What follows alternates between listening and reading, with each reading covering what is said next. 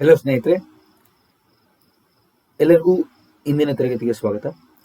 ನಾನು ನಿಮ್ಮ ಮೋಹನ್ ಕೃಷ್ಣಮೂರ್ತಿ. ಇಂದಿನ ತರಗತಿಯಲ್ಲಿ ನಾವು ಪೆನಿನ್ಸುಲರ್ ಪ್ಲಾಟ್ಯೂ ಅಂದರೆ ಪರ್ಯಾಯ ಪ್ರಸ್ಥಭೂಮಿಯ ಬಗ್ಗೆ ತಿಳಿಯೋಣ. ಮೊದಲಿಗೆ ನನ್ನ ಪರಿಚಯ. ನಾನು ಮೋಹನ್ ಕೃಷ್ಣ, ಬೆಂಗಳೂರು ವಿಶ್ವವಿದ್ಯಾಲಯದಲ್ಲಿ ಅಸೋಸಿಯೇಟ್ ಪ್ರೊಫೆಸರ್ ಆಫ್ ಜಿಯೋಗ್ರಫಿ ಆಗಿ ಕೆಲಸ ಮಾಡ್ತಾ ಇದ್ದೇನೆ. ಹಲವಾರು ಪುಸ್ತಕಗಳನ್ನು ಬರೆದಿದ್ದೇನೆ ಮತ್ತು ಹಲವಾರು ದೇಶಗಳಿಗೆ ವಿಪತ್ತು ನಿರ್ವಹಣಾ ಸಲಹೆಗಳನ್ನು ಕೆಲಸ ಮಾಡ್ತಾ ಇದ್ದೇನೆ. ಸ್ನೇಹಿತರೆ, ನಾವು ಕಳೆದ ತರಗತಿಗಳಲ್ಲಿ ಭಾರತದ ವಿವಿಧ ಭೂ ಸ್ವರೂಪ ವಲಯಗಳನ್ನ ನಾವು ಗಮನಿಸಿದ್ವಿ. ಅದರಲ್ಲಿ ಮೊದಲಿಗೆ ಹಿಮಾಲಯ ಪರ್ವತ ಮತ್ತು ಟಿಬೆಟನ್ ಪ್ರಸ್ಥಭೂಮಿಯನ್ನು ಗಮನಿಸಿದ್ವಿ. ಇದು ಭಾರತದ ಮೊದಲ ಭೂಸ್ವರೂಪ ವಲಯ. ಸ್ನೇಹಿತರೆ, ಇದನ್ನು ನಾವು ಉತ್ತರದ ಮಹಾಪರ್ವತಗಳೆಂದು ಕರೆದಿದ್ದೆವು. ಅದಾದ ನಂತರ ಉತ್ತರದ ಮಹಾ ಮೈದಾನ ಎರಡನೇದು, ಇದರ ತರಗತಿ ಕೂಡ ತಾವು ನೋಡಿದ್ವಿ. ಮೂರನೇ ಭೂಸ್ವರೂಪ ಭಾರತದ ಮಹಾ ಮರುಭೂಮಿ, ಭಾರತದ ವಾಯುವ್ಯ ದಿಕ್ಕಿನಲ್ಲಿರುವಂತಹ ಮಹಾ ಮರುಭೂಮಿ ಬಗ್ಗೆ ತಿಳಿದಿದ್ವಿ. ಇಂದಿನ ತರಗತಿಯಲ್ಲಿ ಭಾರತದ ಪರ್ಯಾಯ ಪ್ರಸ್ಥಭೂಮಿ ಈ ಭಾಗ ತಾವು ಗಮನಿಸಬಹುದು. ಅರಾವಲಿ ಬೆಟ್ಟದಿಂದ ಹಿಡಿದು ಈ ರೀತಿ ಕನ್ಯಾಕುಮಾರಿವರೆಗೂ ನಮ್ಮ ಪ್ರದೇಶ ಏನಿದೆ ಪರ್ಯಾಯ ಪ್ರಸ್ಥಭೂಮಿ ಪ್ರದೇಶ, ಇದರ ಬಗ್ಗೆ ನಾವು ತಿಳಿಯೋಣ ಸ್ನೇಹಿತರೆ. ಸೊ ಭಾರತದ ಪರ್ಯಾಯ ಪ್ರಸ್ಥಭೂಮಿ ಏನಿದೆ ಅತಿ ಪುರಾತನ ಭೂಪ್ರದೇಶ ಸ್ನೇಹಿತರೆ. ಅತ್ಯಂತ ಪುರಾತನ ಮತ್ತು ಅತ್ಯಂತ ದೊಡ್ಡ ಭೂಸ್ವರೂಪ ವಲಯದಲ್ಲಿ ಇದು ಕೂಡ ಒಂದು. ಭಾರತದ ಪುರಾತನ ಮತ್ತು ಅತ್ಯಂತ ದೊಡ್ಡ ಭೂಸ್ವರೂಪ ಭೌಗೋಳಿಕ ವಲಯ ಯಾವುದು ಅಂತ ಕೇಳಿದ್ರೆ ತಾವೆಲ್ಲರೂ ಏನು ಬೆಳಿಬೇಕು? ಪೆನಿನ್ಸುಲರ್ ಪ್ಲಾಟ್ಯೂ ಅಥವಾ ಪರ್ಯಾಯ ಪ್ರಸ್ಥಭೂಮಿ. ಪರ್ಯಾಯ ಅಂದ್ರೆ ಏನು? ಪರ್ಯಾಯ ಅಂದ್ರೆ ಮೂರು ಕಡೆಯಿಂದ ನೀರಿರುವಂಥದ್ದು. ನೋಡಿ, ಅರಬ್ಬಿ ಸಮುದ್ರ ಈ ಭಾಗದಲ್ಲಿ ನಮಗೆ ಹಿಂದೂ ಮಹಾಸಾಗರ ಮತ್ತು ಈ ಭಾಗದಲ್ಲಿ ಬಂಗಾಳ ಕೊಲ್ಲಿ, ಈ ಮೂರು ಕಡೆಯಿಂದ ನೀರಿರೋದ್ರಿಂದ ಇದನ್ನ ಪರ್ಯಾಯ ಅಂತ ಕರಿತೀವಿ. ಪ್ರಸ್ಥಭೂಮಿ ಅಂದ್ರೆ ಪ್ಲಾಟ್ಯೂ, ಎತ್ತರವಾದಂಥ ಪ್ರಸ್ಥಭೂಮಿಗಳಿದೆ ಈ ಭಾಗದಲ್ಲಿ, ಅದಕ್ಕೆ ಇದನ್ನ ಪರ್ಯಾಯ ಪ್ರಸ್ಥಭೂಮಿ ಎಂದು ಕರೆಯುತ್ತೇವೆ. ಅತ್ಯಂತ ಪುರಾತನ ಅಂದ್ರೆ ಸಾವಿರಾರು ವರ್ಷ, ಬಿಲಿಯನ್ ವರ್ಷ ಹಳೆಯದು ಸ್ನೇಹಿತರೆ. ಹತ್ತತ್ರ 3.8 ಬಿಲಿಯನ್ ವರ್ಷ ಹಳೆಯದು ಅಂತೇಳಿ ಹೇಳ್ತಾರೆ. ಅತ್ಯಂತ ದೊಡ್ಡ ಭೂಸ್ವರೂಪ ವಲಯ ಕೂಡ ಇದಾಗಿದೆ. ಅದಲ್ಲದೆ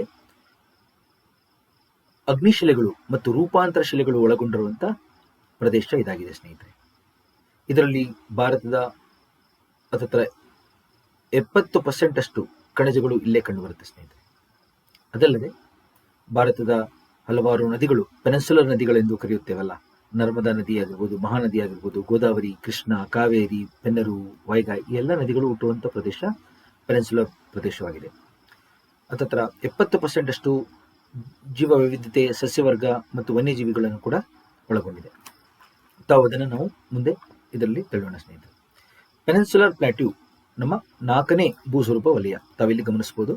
ನಾವಾಗಲೇ ಉತ್ತರ ಮಹಾ ಮೈದಾನ, ಉತ್ತರ ಮಹಾ ಪರ್ವತಗಳು, ಮರುಭೂಮಿ, ಇವಾಗ ನಾವು ಪರ್ಯಾಯ ಪ್ರಸ್ಥಭೂಮಿಯಲ್ಲಿ ಇದ್ದೇವೆ. ಮುಂದಿನ ತರಗತಿಯಲ್ಲಿ ಕರಾವಳಿ ಮೈದಾನ ಮತ್ತು ಅದರ ಮುಂದಿನ ತರಗತಿಯಲ್ಲಿ ದ್ವೀಪಗಳನ್ನ ನಾವು ತಿಳಿಯೋಣ ಸ್ನೇಹಿತರೆ. ನಾವು ಉತ್ತರ 3 ಭಾಗ ನಾವು ಆಲ್ರೆಡಿ ನೋಡಿದ್ದೇವೆ. ಇಲ್ಲಿ ನೋಡಿ, 4ನೇ ಭಾಗ ಏನಿದೆ ಇದು ಪರ್ಯಾಯ ಪ್ರಸ್ಥಭೂಮಿ. ಇದನ್ನು ನಾವು 3 ಭಾಗವಾಗಿ ವಿಂಗಡಣೆ ಮಾಡಬಹುದು.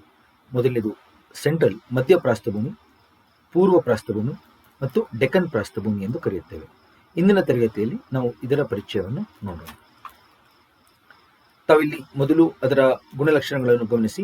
ನಾಗಲೇ ಹೇಳಿದಾಗೆ ಅತ್ಯಂತ ಹಳೆಯ ಮತ್ತು ದೊಡ್ಡ ಭೌಗೋಳಿಕ ಪ್ರದೇಶ ಮತ್ತು ಇದರ ಒಟ್ಟು ಗಾತ್ರ 16 ಲಕ್ಷ ಚದರ ಕಿಲೋಮೀಟರ್ ಸ್ನೇಹಿತರೆ. 16 ಲಕ್ಷ ಚದರ ಕಿಲೋಮೀಟರ್. ಸರಾಸರಿ ಸಾಗರ ಮಟ್ಟದಿಂದ 600 to 900 ಮೀಟರ್ ಎತ್ತರ ಇದೆ ಸ್ನೇಹಿತರೆ, ಅದನ್ನು ಗಮನಿಸಿ. ಮತ್ತು ಅಗ್ನಿಶಿಲೆಗಳು ಮತ್ತು ರೂಪಾಂತರ ಶಿಲೆಗಳು, ಮೆಟಮಾರ್ಫಿಕ್ ಎಂದೇ ಕರೆಯುವಂಥ ಶಿಲೆಗಳನ್ನು ಒಳಗೊಂಡಿದೆ. ಅತಿ ಹೆಚ್ಚು ಖನಿಜಗಳು ಇರುವಂಥ ಪ್ರದೇಶ, 70ರಿಂದ 80%, 90% ಅಂತ ಹೇಳಿ ತಾವು ಇಲ್ಲಿ ಗಮನ ಇಟ್ಕೊಳ್ಬೇಕಾಗುತ್ತೆ. ಯಾಕೆಂದರೆ ನಮಗೆ ಕರಾವಳಿ ಮೈದಾನದಲ್ಲೂ ಖನಿಜಗಳು ಸಿಗುತ್ತೆ, ಹಿಮಾಲಯ ಪರ್ವತದಲ್ಲೂ ಖನಿಜಗಳು ಸಿಗುತ್ತೆ. ಸೊ ಈ ಭಾಗದಲ್ಲಿ 70ರಿಂದ 90% ಅಷ್ಟು ಖನಿಜಗಳು ಕಂಡುಬರುತ್ತೆ ಸ್ನೇಹಿತರೆ. ಅದೇ ಭಾರತದ 60ರಿಂದ 70% ಅಷ್ಟು ಸಸ್ಯವರ್ಗ ಮತ್ತು ವನ್ಯಜೀವಿಗಳನ್ನು ಕೂಡ ಇದು ಒಳಗೊಂಡಿದೆ ಸ್ನೇಹಿತರೆ. ಹಲವಾರು ನದಿಗಳ ಉಗಮ ಸ್ಥಳ ಎಂದು ಕೂಡ ನಾನು ಹೇಳಿದೆ. ಸೊ ಇದನ್ನ ನಿಮಗೆ ಕನ್ನಡದಲ್ಲೂ ಕೊಟ್ಟಿದ್ದೇನೆ, ಹಾಗೆ ಇಲ್ಲಿ ಇಂಗ್ಲಿಷ್ನಲ್ಲೂ ಕೊಟ್ಟಿದ್ದೇನೆ ಸ್ನೇಹಿತರೆ. ಹಲವಾರು ವಿದ್ಯಾರ್ಥಿಗಳು ಕನ್ನಡದಲ್ಲಿ ನೋಟ್ಸ್ ಕೊಡಿ ಎಂದಿದ್ದಕ್ಕೆ ನಾನು ಇದರ ಕನ್ನಡ ಮತ್ತು ಇಂಗ್ಲಿಷ್ ಎರಡರಲ್ಲೂ ಇಲ್ಲಿ ವಿವರಣೆ ಕೊಟ್ಟಿದ್ದೇನೆ. ಮೊದಲು ಕನ್ನಡದಲ್ಲಿ, ಆಮೇಲೆ ಇಂಗ್ಲಿಷ್ನಲ್ಲಿ. ತಾವಿಲ್ಲಿ ಅದನ್ನು ಗಮನಿಸಬೇಕು. ಇಲ್ಲಿ ನಾನು ಪೆನಿನ್ಸುಲರ್ ಪ್ಲಾಟ್ಯೂ ಭಾಗವನ್ನು 3 ಭಾಗವಾಗಿ ವಿಂಗಡಣೆ ಮಾಡಿದೆ. ಒಂದು ಸೆಂಟ್ರಲ್, ಅಂದರೆ ಮಧ್ಯ ಭಾರತದಲ್ಲಿರುವಂತಹ ಪ್ರದೇಶ, ಅದನ್ನು ಸೆಂಟ್ರಲ್ ಪ್ರಸ್ಥಭೂಮಿ ಎಂದು ಕರೆಯುತ್ತೇವೆ. ಮತ್ತು ಎರಡನೇದು ಪೂರ್ವ ಪ್ರಸ್ಥಭೂಮಿ, ಜಾರ್ಖಂಡ್, ಛತ್ತೀಸ್ಗಢ, ಒಡಿಶಾ ಭಾಗಕ್ಕೆ ಬರುವಂತಹ ಪೂರ್ವ ಪ್ರಸ್ಥಭೂಮಿ ಎಂದು ಗಮನಿಸಿ. ಮತ್ತು ದಕ್ಷಿಣ, ನರ್ಮದಾ ನದಿಯ ದಕ್ಷಿಣಕ್ಕಿರುವಂತಹ ಡೆಕ್ಕನ್ ಪ್ರಸ್ಥಭೂಮಿ ಕೂಡ ಇಲ್ಲಿ ಗಮನಿಸಿ ಸ್ನೇಹಿತರೆ. ಸೊ ಮೊದಲು ತಾವು ಪೆನಿನ್ಸುಲರ್ ಪ್ರಸ್ಥಭೂಮಿ 3 ಭಾಗವನ್ನು ತಾವು ತಿಳಿಬೇಕು. ಯಾವ ರೀತಿ ವಿಂಗಡಣೆ ಮಾಡಿದ್ದೀವಿ ಅದನ್ನ ಇಲ್ಲಿ ಒಂದು ಭಾರತದ ನಕಾಶೆಯ ನಾವು ವಿವರಿಸೋಣ. ಇಲ್ಲಿ ನೀವು ಗಮನಿಸಬೇಕಾದಂಥ ಪ್ರದೇಶ ಯಾವುದು ಅಂದರೆ ಹಿಮಾಲಯ ಪರ್ವತ. ಆಲ್ರೆಡಿ ನಾವು ಇದನ್ನು ತಿಳಿದಿದ್ದೇವೆ ಸ್ನೇಹಿತರೆ. ಇಲ್ಲಿ ಉತ್ತರ ಮಹಾಮೈದಾನ ಮತ್ತು ಮರುಭೂಮಿ ಆಗಿದೆ. ಓಕೆ, ನಾವು ಅದನ್ನು ಒಂದು ಸತಿ ಗುರುತಾಕೋಣ. ಕಾರಾಕೋರಂ ಶ್ರೇಣಿ, ಲಡಾಖ್ ಶ್ರೇಣಿ ಮತ್ತು ಜಸ್ಕರ್ ಶ್ರೇಣಿ ಇಲ್ಲಿ. ಹಾಗೆ ಹಿಮಾಲಯ ಪರ್ವತ ಶ್ರೇಣಿಗಳು ಇಲ್ಲಿ ನಾನು ಬರಿತಾ ಇದ್ದೀನಿ ನೋಡಿ. ಜಮ್ಮು ಕಾಶ್ಮೀರ ಭಾಗದಿಂದ ಹಿಡಿದು ಹಿಮಾಚಲ, ಉತ್ತರಾಖಂಡ್, ನೇಪಾಳ್, ಸಿಕ್ಕಿಂ, ಭೂಟಾನ್, ಅರುಣಾಚಲ ಪ್ರದೇಶಕ್ಕೆ ಹೋಗಿ ಇಲ್ಲಿ ಈಶಾನ್ಯ ಹಿಮಾಲಯ ಪರ್ವತಗಳಾಗಿ ಕಂಡುಬರುತ್ತೆ ಸ್ನೇಹಿತರೆ. ಅರಕನ್ಯುಮ ಭಾಗದಲ್ಲಿ ಇರುತ್ತೆ. ಹಾಗೆ ಮಿಡಲ್ ಹಿಮಾಲಯ ಶ್ರೇಣಿಗಳು ಸಹ ತಾವು ತಿಳಿದಿದ್ದೇವೆ. ಮಿಡಲ್ ಹಿಮಾಲಯ ಶ್ರೇಣಿಗಳಿವೆಲ್ಲ. ಕೊನೆಗೆ ಶಿವಾಲಿಕ್. ಈ ರೀತಿ ನೀವು ಪ್ರತಿದಿನ ಗುರುತಾಕಿ ತಿಳಿದ್ರೆ ತುಂಬಾ ಸುಲಭ ಆಗುತ್ತೆ ಸ್ನೇಹಿತರೆ. ಈ ಭಾಗಕ್ಕೆ ಹಿಂದೂಕುಷ್ ಪರ್ವತ ಇದೆ. ಈ ಕಡೆ ಇಲ್ಲಿ ಪಾಕಿಸ್ತಾನ್ ಭಾಗದಲ್ಲಿ ಸುಲೇಮಾನ್ ಮತ್ತು ಕಿರ್ತಾರ್ ರೇಂಜ್ ಇದೆ. ಓಕೆ, ತಾವು ಇಲ್ಲಿ ಗಮನಿಸಿದ್ದೀರ.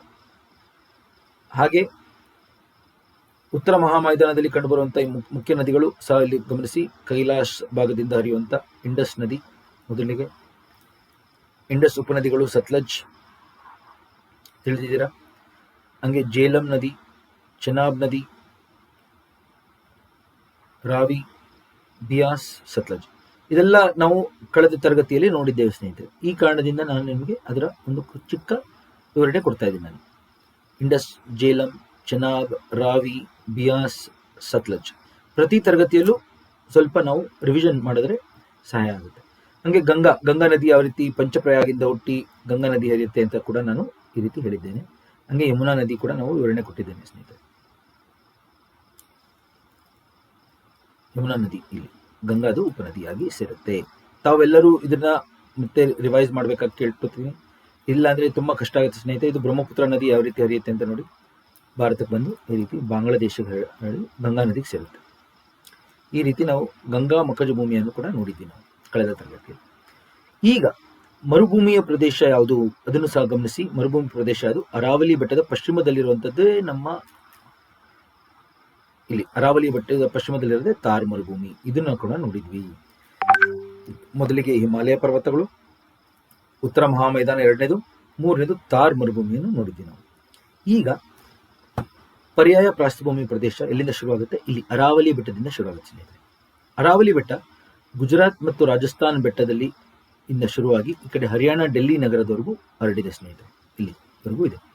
ಸೊ ದೆಹಲಿ ನಗರ ಯಮುನಾ ತೀರದಲ್ಲಿ ಇರುವಂತ ನಗರ ಮತ್ತು ಅರಾವಲಿ ಬೆಟ್ಟದ ಉತ್ತರದಲ್ಲಿದೆ. ಅದನ್ನು ಗಮನಿಸ್ಬೇಕು ತಾವು. ಅರಾವಲಿಯ ಬೆಟ್ಟದ ಉತ್ತರದಲ್ಲಿದೆ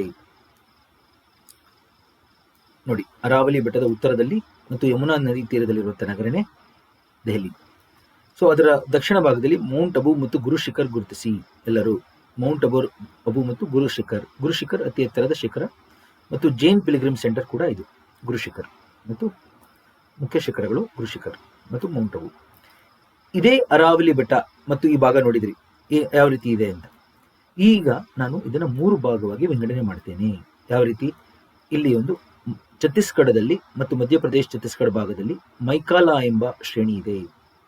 ಈ ಮೈಕಾಲಾ ಏನಿದೆ, ಈ ಮೈಕಾಲಾ ಶ್ರೇಣಿ ಅದರ ಉತ್ತರದಲ್ಲಿ ಅಮರ್ಕಂಟಕ್ ಶಿಖರ ಅಂತ ಇದೆ.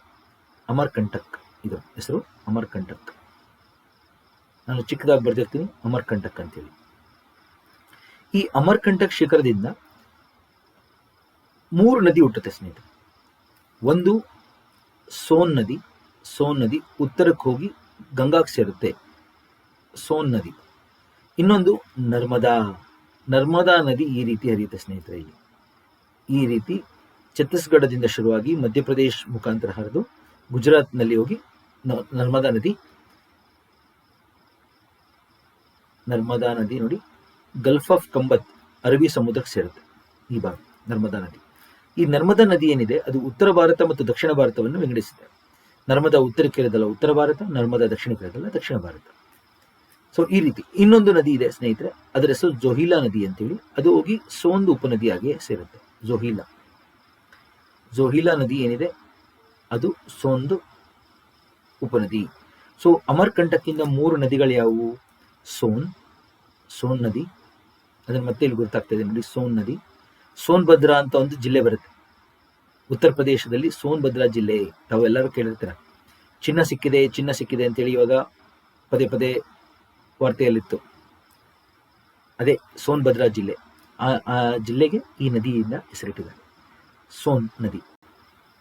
ಅದರ ಒಂದು ಮುಖ್ಯ ಉಪನದಿ ಜೋಹಿಲಾ ಮತ್ತು ನರ್ಮದಾ. ಈ 3 ನದಿಗಳು ಹುಟ್ಟದೆ ಅಮರ್ಕಂಟಕ್. ಇದರ ದಕ್ಷಿಣಕ್ಕೆ ಈ ತಾವಿಲ್ಲಿ ಗಮನಿಸಿ, ಇದರ ದಕ್ಷಿಣಕ್ಕೆ ಸಿಹಾವಾ ರೇಂಜ್ ಎಂಬ ಶ್ರೇಣಿ ಇದೆ. ಸಿಹಾವಾ ರೇಂಜ್ ಛತ್ತೀಸ್ಗಢದಲ್ಲಿ ಬರುತ್ತೆ. ಈ ಸಿಹಾವಾ ರೇಂಜ್ ನಲ್ಲಿ ಹುಟ್ಟುತ್ತೆ ಮಹಾನದಿ. ಎಲ್ಲಿ ಹುಟ್ಟುತ್ತೆ? ಛತ್ತೀಸ್ಗಢದಲ್ಲಿ ಹುಟ್ಟುತ್ತೆ. ಯಾವ ಶ್ರೇಣಿಯಲ್ಲಿ? ಸಿಹಾವಾ ಶ್ರೇಣಿಯಲ್ಲಿ ಹುಟ್ಟುತ್ತೆ. ಆ ನದಿ ಈ ತರ ಹರಿದು ನೋಡಿ, ಈ ರೀತಿ ಹೋಗ್ಸಿರುತ್ತೆ. ಇದು ಮಹಾನದಿ. ತಾವು ಇದನ್ನ ಗಮನಿಸಿ, ಮಹಾನದಿ. ಸೊ ಮಹಾನದಿ ಏನಿದೆ ಸಿಹಾವಾ ಶ್ರೇಣಿಯಿಂದ ಹುಟ್ಟಿ, ಛತ್ತೀಸ್ಗಢ ಸಿಹಾವಾ ರೇಂಜಿಂದ ಹುಟ್ಟಿ ಒಡಿಶಾದಲ್ಲಿ ರಾಜ್ಯದಲ್ಲಿ ಹರಿಯುತ್ತೆ ಸ್ನೇಹಿತರೆ. ಇದರ ಮೇಲೆ ಇರೋದೇ ಹಿರಾಕುಡ್ ಜಲಾಶಯ. ಜಗತ್ತಿನ ಅತಿ ಉದ್ದ ಇರುವಂತಹ ಜಲಾಶಯ ಹಿರಾಕುಡ್ ಜಲಾಶಯ ಎಲ್ಲಿದೆ? ಮಹಾನದಿ ತೀರದಲ್ಲಿದೆ, ಮಹಾನದಿ ಮೇಲಿದೆ. ಹಂಗೆ ನರ್ಮದಾ ಮೇಲೆ ತಾವು ಎಲ್ಲರೂ ಓಂಕಾರೇಶ್ವರ್, ಸರ್ದಾರ್ ಸರೋವರ್, ನರ್ಮದಾ ಸಾಗರ್ ಅಂತೆಲ್ಲ ಕೇಳಿರ್ತೀರ. ಅದೆಲ್ಲ ಸರೋವರಗಳು ನರ್ಮದಾ ಮೇಲಿದೆ ಸ್ನೇಹಿತರೆ. ಈ ರೀತಿ ನರ್ಮದಾ ನೋಡಿ. ಭಾರತದಲ್ಲಿ ನಾನು ಒಂದು ಪರ್ವತ ತಗೊಂಡೆ, ಮೈಕಾಲಾ ಶ್ರೇಣಿ, ಛತ್ತೀಸ್ಗಢದಲ್ಲಿ ಅಮರ್ಕಂಟಕ್ ಶಿಖರದಿಂದ ಶುರು ಮಾಡಿದೆ. ಅದರಿಂದ ನದಿಗಳನ್ನ ಹೇಳ್ತಾ ಭಾರತದಲ್ಲಿ ಈ ಪರ್ಯಾಯ ಪ್ರಸ್ಥಭೂಮಿಯನ್ನು 3 ಭಾಗವಾಗಿ ವಿಂಗಡಿಸಿದೆ. ಒಂದು ಇದೆ ಸೆಂಟ್ರಲ್ ಪ್ರಸ್ಥಭೂಮಿ ಅಂದ್ರೆ ಇದೆ, ಪೂರ್ವ ಪ್ರಸ್ಥಭೂಮಿ ಅಂದ್ರೆ ಇದು, ಎರಡನೇದು ಪೂರ್ವ ಈಸ್ಟರ್ನ್ ಪ್ಲಾಟ್ಯೂ. ಪೂರ್ವ ಪ್ರಸ್ಥಭೂಮಿ ಯಾವುದು? ಎರಡನೇದು ಈ ಭಾಗ, ಸೆಕೆಂಡ್ ಈಸ್ಟರ್ನ್. ಇದು ಸೆಂಟ್ರಲ್, ಮಧ್ಯ ಭಾರತ ಅಂತ ಕರಿತೀವಿ. ಇದು ಪೂರ್ವ ಭಾರತ. ಇದು ಡೆಕ್ಕನ್, ಮೂರನೇದು ಡೆಕ್ಕನ್.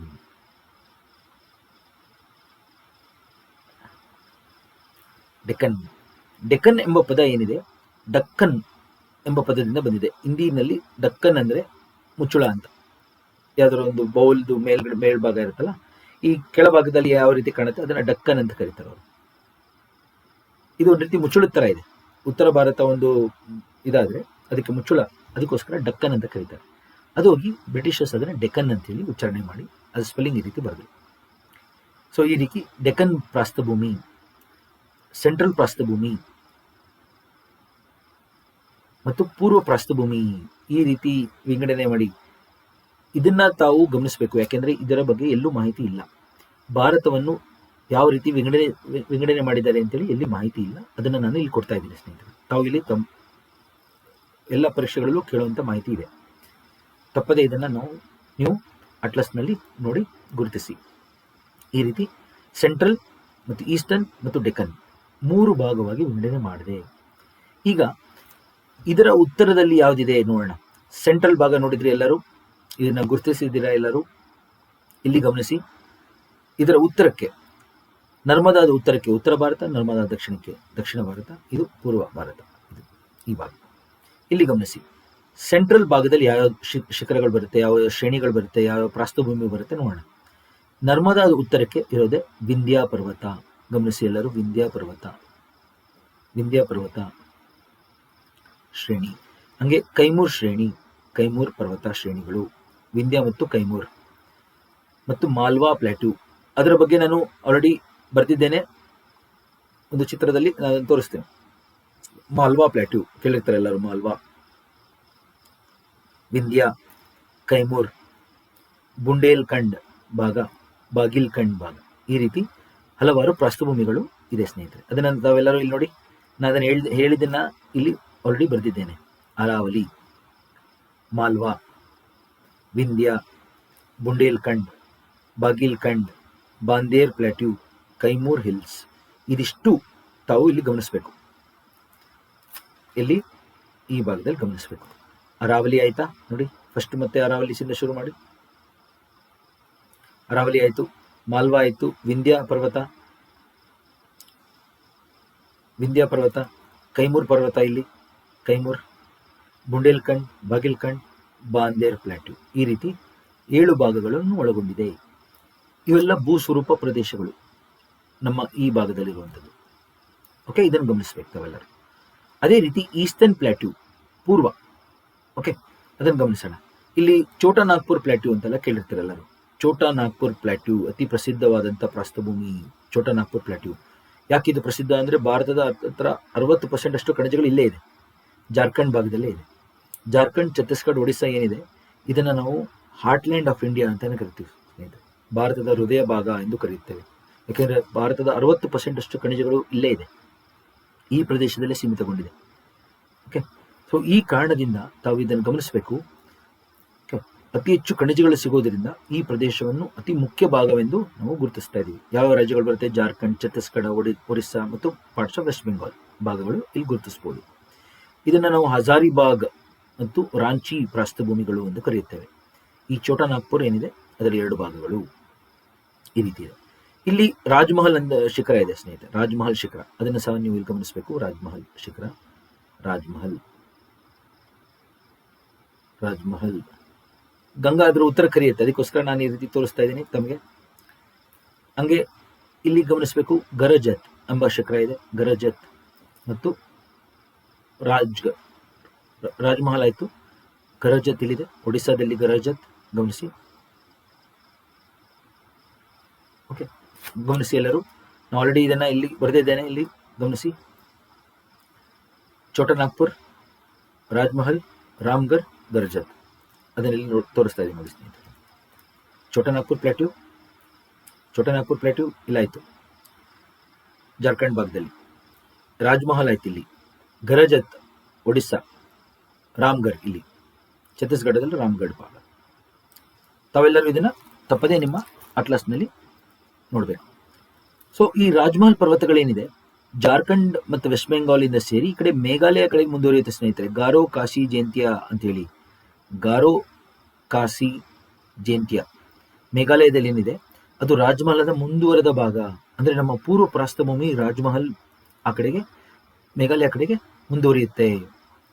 ಈ ಮಧ್ಯಭಾಗದಲ್ಲಿ ಏನಿದೆ ನೋಡಿ, ಇದನ್ನೇ ನಾವು ಕಂದರ ಅಂತ ಕರೆಯೋದು, ಮಾಲ್ಡಾ ಕಂದರ ಅಂತ ಕರಿತೀವಿ. ಈ ಮಾಲ್ಡಾ ಕಂದರ ಏನಾಗಿದೆ, ಸ್ತರಭಂಗದಿಂದ ಅಂದರೆ ಫಾಲ್ಟಿಂಗ್ ಇಂದ ಕೆಳಗೆ ಹೋಗಿದೆ ಸ್ನೇಹಿತರೆ. ಇದು ಇವೆರಡು ಭಾಗಗಳು ಮೇಲೆ ಬಂದಾಗ ಈ ಭಾಗ ಕೆಳಗಡೆ ಕಾಣುತ್ತೆ. ಈ ಭಾಗದಲ್ಲೇ ನಮಗೆ ಇವಾಗ ಗಂಗಾ ಮತ್ತು ಬ್ರಹ್ಮಪುತ್ರ ನದಿಗಳು ಬಾಂಗ್ಲಾದೇಶಕ್ಕೆ ಸೇರ್ತಾ ಇರೋದು. ಮತ್ತೊಮ್ಮೆ ಹೇಳ್ತೇನೆ, ಸ್ತರಭಂಗ ಪರ್ವತಗಳು ಇವೆರಡು ಫಾಲ್ಟಿಂಗ್ ಇಂದ ಆಗುವಂಥದ್ದು ಸ್ನೇಹಿತರೆ. ಯಾವಾಗ ತುಂಬ ಒತ್ತಡ ಇರುತ್ತೆ ಅವಾಗ 2 ಭಾಗಗಳ ಮೇಲೆ ಬಂದಿವೆ, ರಾಜ್ಮಹಲ್ ಭಾಗ ಇವತ್ತು ಮತ್ತು ಗಾರೋ ಕಾಶಿ ಜೇಂಟಿಯಾ ಭಾಗ. ಎರಡರ ಮಧ್ಯೆ ಇರೋದೇ ಕಣಿವೆ. ಆ ಕಣಿವೆಯಲ್ಲೇ ಗಂಗಾ ಮತ್ತು ಬ್ರಹ್ಮಪುತ್ರ ನದಿಗಳು ಬಾಂಗ್ಲಾದೇಶಕ್ಕೆ ಸೇರ್ತಾ ಇರೋಂಥದ್ದು. ಗಾರೋ ಕಾಶಿ ಜೇಂಟಿಯಾ ಗಮನಿಸಿ ಮತ್ತು ರಾಜ್ಮಹಲ್ ಗಮನಿಸಿ. ತಮಗೆಲ್ಲರಿಗೂ ಉಪಯೋಗ ಆಗಲಿ ಅಂತೇಳಿ ನಾನು ಇಲ್ಲಿ ಒಂದು ಚಿತ್ರನ ಕೊಟ್ಟಿದ್ದೇನೆ ನೋಡಿ. ಉತ್ತರ ಭಾರತ ಮತ್ತು ಮಧ್ಯ ಭಾರತದ ಒಂದು ಚಿತ್ರ ಕೂಡ ಇಲ್ಲಿದೆ. ಅಟ್ಲಸ್ ಇಂದ ನಾನು ನಿಮ್ಗೆ ಇಲ್ಲಿ ತೋರಿಸ್ತಾ ಇದ್ದೀನಿ. ನಾನು ಲೇಸರ್ ಪಾಯಿಂಟರ್ ತೋರಿಸ್ತೀನಿ ನೋಡಿ, ನಿಮ್ಗೆಲ್ಲರಿಗೂ ಕಾಣಲಿ. ಈ ಭಾಗ ಮುಗಿಯಿತು, ಸೆಂಟ್ರಲ್ ಭಾಗ ನೋಡಿದ್ವಿ ನಾವು ನೋಡಿ. ವಿಂಧ್ಯ, ಮಾಲ್ವಾ, ಅರಾವಲಿ, ಬುಂಡೇಲ್ಖಂಡ್, ಬಾಂದೇರ್, ಕೈಮೂರ್, ಬಾಗಿಲ್ಖಂಡ್ ನೋಡಿ, ಇದಿಷ್ಟನ್ನು ಗುರುತಿಸಿದ್ದೀರಾ. ನರ್ಮದಾ ನದಿ, ಮಾಲ್ವಾ ಪ್ಲಾಟ್ಯೂ, ಬುಂಡೇಲ್ಖಂಡ್, ಬಾಂದೇರ್ ಪ್ಲಾಟ್ಯೂ. ತಾವೆಲ್ಲರೂ ಇದನ್ನು ಗಮನಿಸ್ಬೇಕು ಸ್ನೇಹಿತರೆ.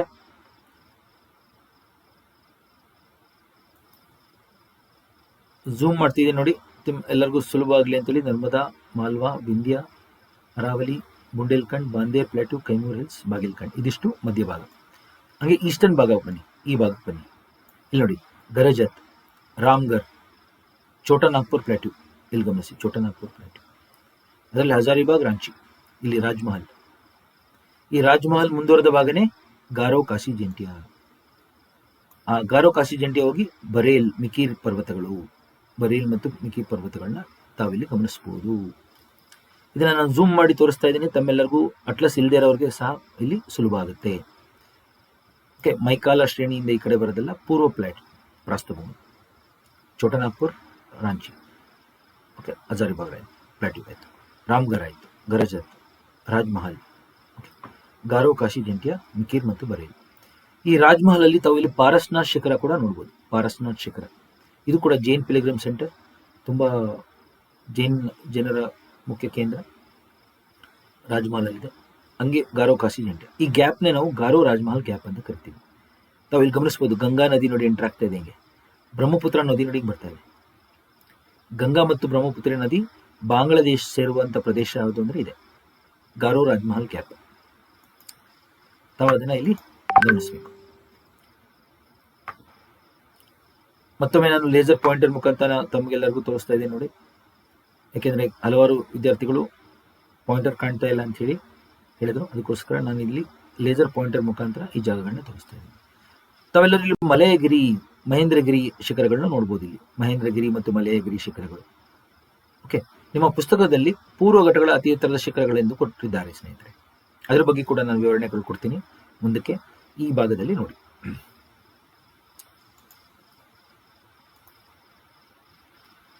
ಸೊ ನಾನೇನ್ ಮಾಡ್ತಾ ಇದ್ದೀನಿ ಇಲ್ಲಿ ನೋಡಿ, ನಾನು ಅದನ್ನೆಲ್ಲ ಗುರ್ತಾಕಿದ್ದೀನಿ. ಈಗ ಈ ಪ್ರದೇಶಗಳನ್ನ ನಿಮಗೋಸ್ಕರ ನಾನು ಒಂದು ಚಿತ್ರದಲ್ಲೂ ಬರೆದಿದ್ದೇನೆ. ಇಲ್ಲಿ ನೋಡಿ, ರಾಜ್ಮಹಲ್, ಗಾರೋ, ಕಾಶಿ, ಜಂಟಿಯಾ, ಮಿಕಿರ್ ಹಿಲ್ಸ್ ಇಲ್ಲಿ ಈ ಭಾಗದಲ್ಲಿ, ಹಜಾರಿಬಾಗ್, ರಾಂಚಿ ಪ್ಲಾಟು, ಗರಜತ್ ಮತ್ತು ರಾಮ್ಗರ್, ಈ ಶಿಖರಗಳನ್ನೆಲ್ಲ ನೋಡಿದ್ದೀವಿ ನಾವು. ಪ್ರಾಸ್ಥಭೂಮಿಗಳನ್ನ ಸಹ ಗಮನಿಸಿದ್ದೇವೆ. ಸೊ ಇದು ಪೂರ್ವ ಪ್ರಾಸ್ಥಭೂಮಿ ಆಯಿತು. ಈಗ ಡೆಕ್ಕನ್ ಭಾಗಕ್ಕೆ ಬನ್ನಿ. ನರ್ಮದಾ ನದಿ ದಕ್ಷಿಣದಲ್ಲಿರುವಂತಹ ಪ್ರದೇಶಗಳು ಯಾವುವು? ಸತ್ಪುರ ಪರ್ವತಗಳು, ಮಹಾದೇವ್, ಗವಿಲ್ಗರ್ ಅಂತೆಲ್ಲ ಶಿಖರಗಳಿದೆ ಸ್ನೇಹಿತರೆ. ರಾಜ್ಪೀಪ್ಲಾ, ಮಹಾದೇವ್ ಮತ್ತು ಗವಿಲ್ಗರ್ ಅಂತೇಳಿ ಸತ್ಪುರ ಭಾಗಕ್ಕೆ ಸೇರುತ್ತೆ. ಅದನ್ನು ಸಹ ಮೊದಲು ಗಮನಿಸೋಣ. ತಾವೆಲ್ಲರೂ ಇಲ್ಲಿ ನೋಡಿ, ನಾನು ಮೊದಲಿಗೆ ಲೇಸರ್ ಪಾಯಿಂಟರ್ ಮುಖಾಂತರ ಅದನ್ನೆಲ್ಲ ಗುರುತಿಸ್ತೀನಿ, ಆಮೇಲೆ ನಾನು ಬರೀತೀನಿ. ಇಲ್ಲಿ ನೋಡಿ, ಇದು ನರ್ಮದಾ ನದಿ ದಕ್ಷಿಣಕ್ಕೆ ಸತ್ಪುರ ಪರ್ವತಗಳು, ಇಲ್ಲಿ ಗಮನಿಸಿ, ಮಹಾದೇವ್, ಗವಿಲ್ಗರ್, ಸತ್ಮಲ. ಅದರ ಕೆಳಗಡೆ ಅಜಂತಾ ರೇಂಜ್, ಬಾಲಾಘಾಟ್, ಹರಿಶ್ಚಂದ್ರ. ಪಶ್ಚಿಮ ಘಟ್ಟಗಳು, ಪೂರ್ವ ಘಟ್ಟಗಳು, ಈಸ್ಟರ್ನ್ ಘಾಟ್ಸ್. ತಾವಿಲ್ಲಿ ಗಮನಿಸಿ, ತಾಪಿ ನದಿ, ನರ್ಮದಾ ನದಿ. ಈ ನರ್ಮದಾ ಮತ್ತು ತಾಪಿ ಎರಡು ಬಿರುಕು ಕಣಿವೆ ನದಿಗಳು, ಅಂದರೆ ಕಣಿವೆಯಲ್ಲಿ ಹರಿಯುವಂಥ ನದಿ ಸ್ನೇಹಿತರೆ. ಇಲ್ಲೂ ಕೂಡ ಸ್ತರಭಂಗ ಆಗಿ, ಫಾಲ್ಟಿಂಗ್ ಆಗಿ ನಮಗೆ ಆ ಸ್ತರಭಂಗದಲ್ಲಿ ನದಿಗಳು ಹರಿಯುವಂಥದ್ದು ನೋಡ್ಬೋದು, ನರ್ಮದಾ ಮತ್ತು ತಾಪಿ. ಅದರ ಚಿತ್ರಗಳನ್ನ ನಾನು ಕೊಡ್ತೀನಿ ಮುಂದಕ್ಕೆ. ತಾವಿಲ್ಲಿ ಮೊದಲಿಗೆ ತಾವೆಲ್ಲರೂ ತಮ್ಮ ಅಟ್ಲಸ್ನಲ್ಲಿ ಇದನ್ನು ಗುರುತಿಸಿ, ಸತ್ಮಲ, ಗವಿಲ್ಗರ್, ಮಹಾದೇವ್, ಅಜಂತಾ ಅಂತೇಳಿ ಗಮನಿಸಿ. ಇದೆಲ್ಲ ಪಶ್ಚಿಮ ಘಟ್ಟಗಳು. ಇದನ್ನು ಫಸ್ಟ್ ಗುರ್ತಾಕೋಣ, ನಮ್ಮ ಚಿತ್ರದಲ್ಲಿ ಇದನ್ನು ಗುರ್ತಾಕೋಣ ಫಸ್ಟ್. ಇಲ್ಲಿ ಬನ್ನಿ, ಮತ್ತೆ ಇಲ್ಲಿ ಬಂದು ಫಸ್ಟ್ ಗುರ್ತಾಕಿ. ನೋಡಿದ್ವಿ ನಾವೀಗ ರಾಜ್ಪೀಪ್ಲಾ ಮತ್ತು ಮಹಾದೇವ್, ಗವಿಲ್ಗರ್, ಸತ್ಪುರ ಭಾಗ ನೋಡಿದ್ವಿ. ಇದರ ದಕ್ಷಿಣಕ್ಕೆ ಹರಿಯದೆ ನದಿ ತಾಪಿ ನದಿ ಈ ರೀತಿ ಬೇತುಲ್ ಡಿಸ್ಟ್ರಿಕ್ಟ್ ಆಫ್ ಮಧ್ಯಪ್ರದೇಶದಿಂದ ಹುಟ್ಟಿ ಮಧ್ಯಪ್ರದೇಶ್, ಮಹಾರಾಷ್ಟ್ರ, ಗುಜರಾತ್ ಕಡೆ ಹರಿಯುತ್ತೆ ಸ್ನೇಹಿತರೆ. ಇದು ತುಂಬಾ ಮುಖ್ಯ ನದಿ, ಬಿರುಕು ಕಣಿವೆ ನದಿ. ಉಕಾಯ್ ರಿಸರ್ವಾಯರ್ ಅಂತ ಎಲ್ಲ ರಿಸರ್ವಾಯರ್ ಇದೆ ಇದರ ಮೇಲೆ. ಓಕೆ, ತಾಪಿ ನದಿ, ಉಕಾಯ್ ರಿಸರ್ವಾಯರ್ ಕೂಡ ತಾಪಿ ನದಿ ಮೇಲೆ ನೋಡ್ಬೋದು ನಾವು. ಈ ರೀತಿ ಇದೆ. ಈ ತಾಪಿ ನದಿಯ ದಕ್ಷಿಣದಿಂದ ಶುರುವಾಗದೆ ನಮ್ಮ ಪಶ್ಚಿಮ ಘಟ್ಟಗಳು ಶುರುವಾಗದೆಲ್ಲಿಂದ ಅಂತ ಕೇಳಿದರೆ ತಾಪಿ ನದಿಯಿಂದ ಶುರುವಾಗುತ್ತೆ. ತಾಪಿ ನದಿಯ ದಕ್ಷಿಣದಿಂದ ಶುರುವಾಗದೆ ಪಶ್ಚಿಮ ಘಟ್ಟಗಳು ಈ ರೀತಿ ಗುಜರಾತ್, ಮಹಾರಾಷ್ಟ್ರ, ಗೋವಾ, ಕರ್ನಾಟಕ, ಕೇರಳ, ತಮಿಳುನಾಡು ಭಾಗದಲ್ಲಿ ತಾವು ಇಲ್ಲಿ ಗಮನಿಸಬಹುದು.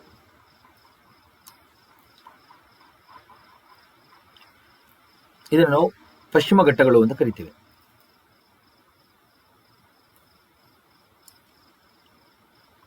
ಓಕೆ, ಈ ಪಶ್ಚಿಮ ಘಟ್ಟಗಳು ನೋಡಿ ಹಲವಾರು ಶ್ರೇಣಿಗಳಿದೆ. ಪಶ್ಚಿಮ ಘಟ್ಟಗಳಿಂದ ಸತ್ಮಲಾ ಶ್ರೇಣಿ, ಅಜಂತಾ ಶ್ರೇಣಿ ಅಂತ ಹೇಳಿ ಕರಿತೀವಿ, ಸತ್ಮಲಾ ಮತ್ತು ಅಜಂತಾ. Then Balaghat, Harishchandra range. ಇದ್ರ ಬಗ್ಗೆ ನಾನು ವಿವರಣೆ ಕೊಡ್ತೀನಿ ಸ್ನೇಹಿತರೆ. ಫಸ್ಟ್ ಇದಕ್ಕೆ ಗಮನಿಸಿ, ನಮಗೆ ಅಜಂತಾ, ಬಾಲಾಘಾಟ್, ಹರಿಶ್ಚಂದ್ರ ಮತ್ತು ಸತ್ಮಲಾ ಶ್ರೇಣಿಗಳನ್ನ ಬರೆದಿದ್ದೇನೆ ಇಲ್ಲಿ. ಸೊ ಇದು ನಮ್ಮ ಪಶ್ಚಿಮ ಘಟ್ಟಗಳು. ಗುಜರಾತ್, ಮಹಾರಾಷ್ಟ್ರ, ಗೋವಾ, ಕರ್ನಾಟಕ, ಕೇರಳ, ತಮಿಳುನಾಡು. ಈ ರೀತಿ ಕೇರಳ ಮತ್ತು ತಮಿಳುನಾಡಿನಲ್ಲೂ ನಮಗೆ ಪಶ್ಚಿಮ ಘಟ್ಟಗಳಿದೆ. ಹಂಗೆ ಪೂರ್ವ ಘಟ್ಟಗಳು ಶುರುವಾಗೋದು ಮಹಾನದಿ ಕರಾವಳಿ ತೀರದಿಂದ ಶುರುವಾಗಿ ಈ ರೀತಿ ಪೂರ್ವ ಘಟ್ಟಗಳು ಬರುತ್ತೆ ಸ್ನೇಹಿತರೆ. ಪೂರ್ವಘಟ್ಟಗಳು ಪೂರ್ವಘಟ್ಟಗಳು ಈ ರೀತಿ ಬರುತ್ತೆ. ಪಶ್ಚಿಮ ಘಟ್ಟಗಳು ಸತತವಾಗಿ ತಾಪಿ ನದಿ ತೀರದಿಂದ ಕನ್ಯಾಕುಮಾರಿವರೆಗೂ ನಮ್ಗೆ ಕಂಡು ಬರುತ್ತೆ ಪಶ್ಚಿಮ ಘಟ್ಟಗಳು.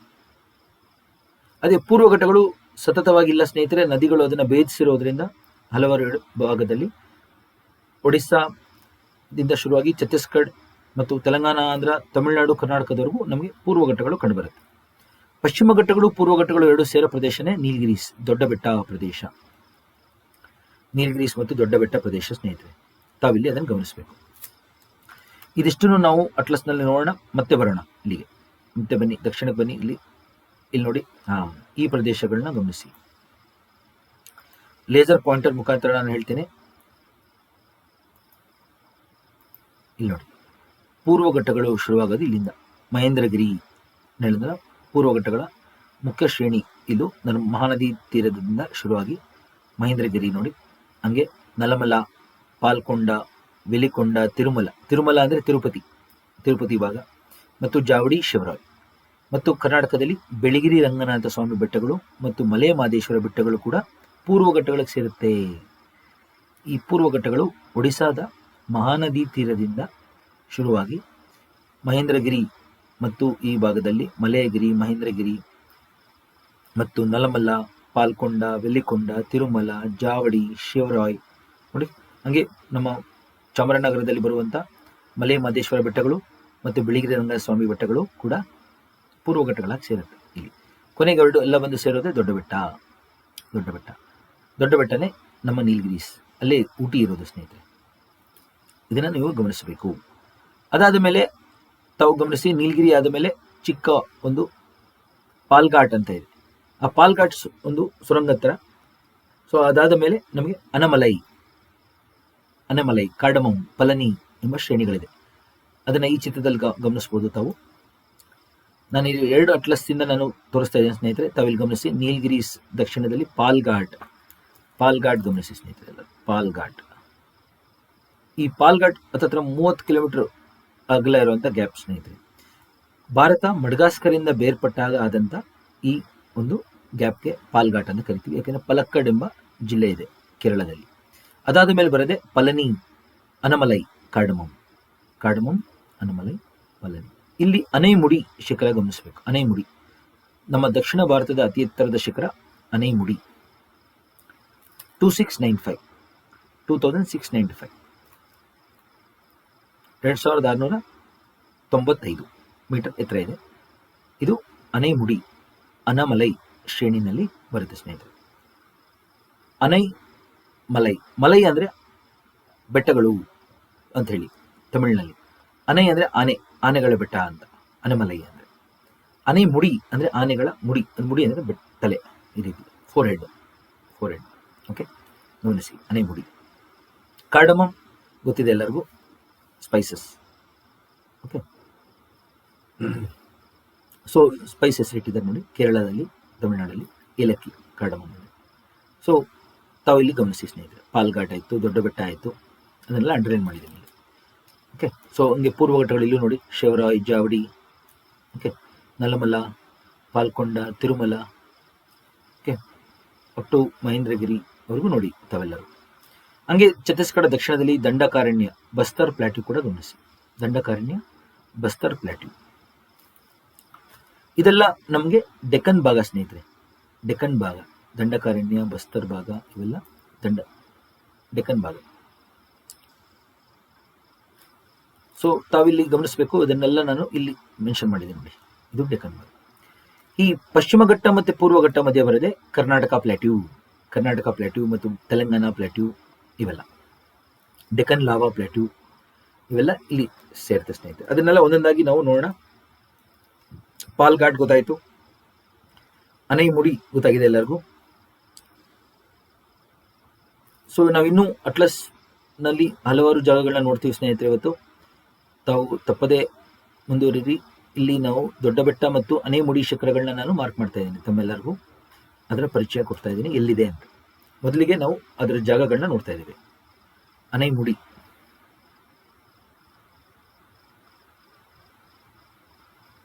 ಇದು ದೊಡ್ಡ ಬೆಟ್ಟ.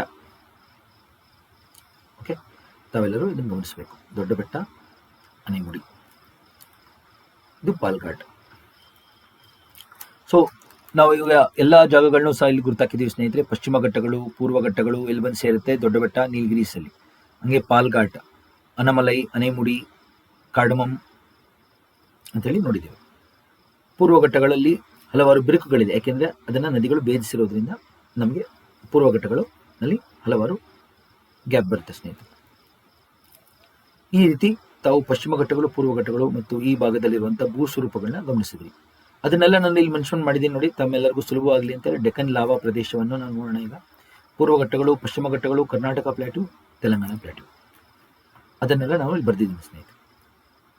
ಸೊ ಪರ್ಯಾಯ ಪ್ರಾಸ್ಥಭೂಮಿಯ ಭಾಗಗಳನ್ನ ನೋಡಿದ್ವಿ. ಅದರಲ್ಲಿರುವಂಥ ಪ್ರಾಸ್ಥಭೂಮಿಗಳನ್ನ, ಬೆಟ್ಟಗುಡ್ಡ ಪ್ರದೇಶಗಳನ್ನ ನೋಡಿದ್ವಿ ನಾವು. ಅದರ ಇನ್ನೂ ಹೆಚ್ಚು ವಿವರಣೆಯನ್ನು ನಾನು ಇಲ್ಲಿ ಕೊಡ್ತೇನೆ ಸ್ನೇಹಿತರೆ. ಅಟ್ಲಸ್ ನೋಡಿದಿರ ಎಲ್ಲರೂ? ನಮ್ಮ ಹತ್ರ ಅಟ್ಲಸ್ ಇಲ್ಲ ಅಂದರೆ ತಾವು ಇಲ್ಲಿ ಅದನ್ನು ಪಾಸ್ ಮಾಡಿ ದಯವಿಟ್ಟು ಗಮನಿಸಿ. ಇದರ ಬಗ್ಗೆ ತುಂಬ ಪರೀಕ್ಷೆಗಳಲ್ಲಿ, ಈಗ ಮುಂದೆ ಬರುವಂಥ ಪರೀಕ್ಷೆಗಳಲ್ಲೆಲ್ಲ ಇದನ್ನು ಕೇಳ್ತಾರೆ ಸ್ನೇಹಿತರೆ. ತಾವು ತಪ್ಪದೇ ಇದನ್ನು ನೋಡಿ, ಓದಿ ತಿಳ್ಕೊಳ್ಳಿ. ಇಲ್ಲಿ ಗಮನಿಸಿ ಎಲ್ಲರೂ. ಇಲ್ಲಿ ನೋಡಿ, ನರ್ಮದಾ ನದಿ ಮೇಲೆ ಇರುವಂಥ ದೌನ್ಧರ್ ಫಾಲ್ಸ್ ಅಂತ ಹೇಳಿ ಕರಿತೀವಿ. ಜಬಲ್ಪುರ್ ಜಿಲ್ಲೆ, ಮಧ್ಯಪ್ರದೇಶ್. ಓಕೆ, ಎಷ್ಟೋ ಜನ ಇದನ್ನು ದೌನಾಧರ್ ಅಂತಾರೆ, ಎಷ್ಟೊಂದು ಜನ ಇದನ್ನು ದೌನ್ಧರ್ ಅಂತಾರೆ. ಮಧ್ಯಪ್ರದೇಶನಲ್ಲಿ ದೌನ್ಧರ್ ಫಾಲ್ಸ್ ಅಂತ ಹೇಳಿ ಕರಿತೀವಿ. ನರ್ಮದಾ ನದಿ ಮೇಲಿದೆ. ಹಂಗೆ ಇಲ್ಲಿ ಮಾರ್ಬಲ್ ರಾಕ್ಸ್ ಅಂತ ಇದೆ ಜಬಲ್ಪುರ್ ಹತ್ರ, ಮಧ್ಯಪ್ರದೇಶನಲ್ಲೇ, ನರ್ಮದಾ ನದಿ ಮೇಲೆ ಸ್ನೇಹಿತರೆ. ತಾವಿಲ್ಲಿ ನೋಡ್ಬೋದು. ಸೊ ನರ್ಮದಾ ನದಿ ತೀರದಲ್ಲಿ ಮಾರ್ಬಲ್ ರಾಕ್ಸ್ ಎಂಬಲ್ಲಿ ಮಧ್ಯಪ್ರದೇಶದಲ್ಲಿ ಇದೆ ಸ್ನೇಹಿತರೆ. ಇದು ನರ್ಮದಾ ನದಿ. ನರ್ಮದಾ ನದಿ ಏನು ಮಾಡುತ್ತೆ? ಭಾರತವನ್ನು ಉತ್ತರ ಭಾರತ ಮತ್ತು ದಕ್ಷಿಣ ಭಾರತವಾಗಿ ವಿಂಗಡಿಸುತ್ತೆ. ಪೆನಿನ್ಸುಲರ್ ಭಾಗವನ್ನು ಸೆಂಟ್ರಲ್, ಈಸ್ಟರ್ನ್ ಮತ್ತು ಡೆಕ್ಕನ್ ಎಂಬ 3 ಭಾಗವನ್ನು ವಿಂಗಡಿಸುತ್ತೆ.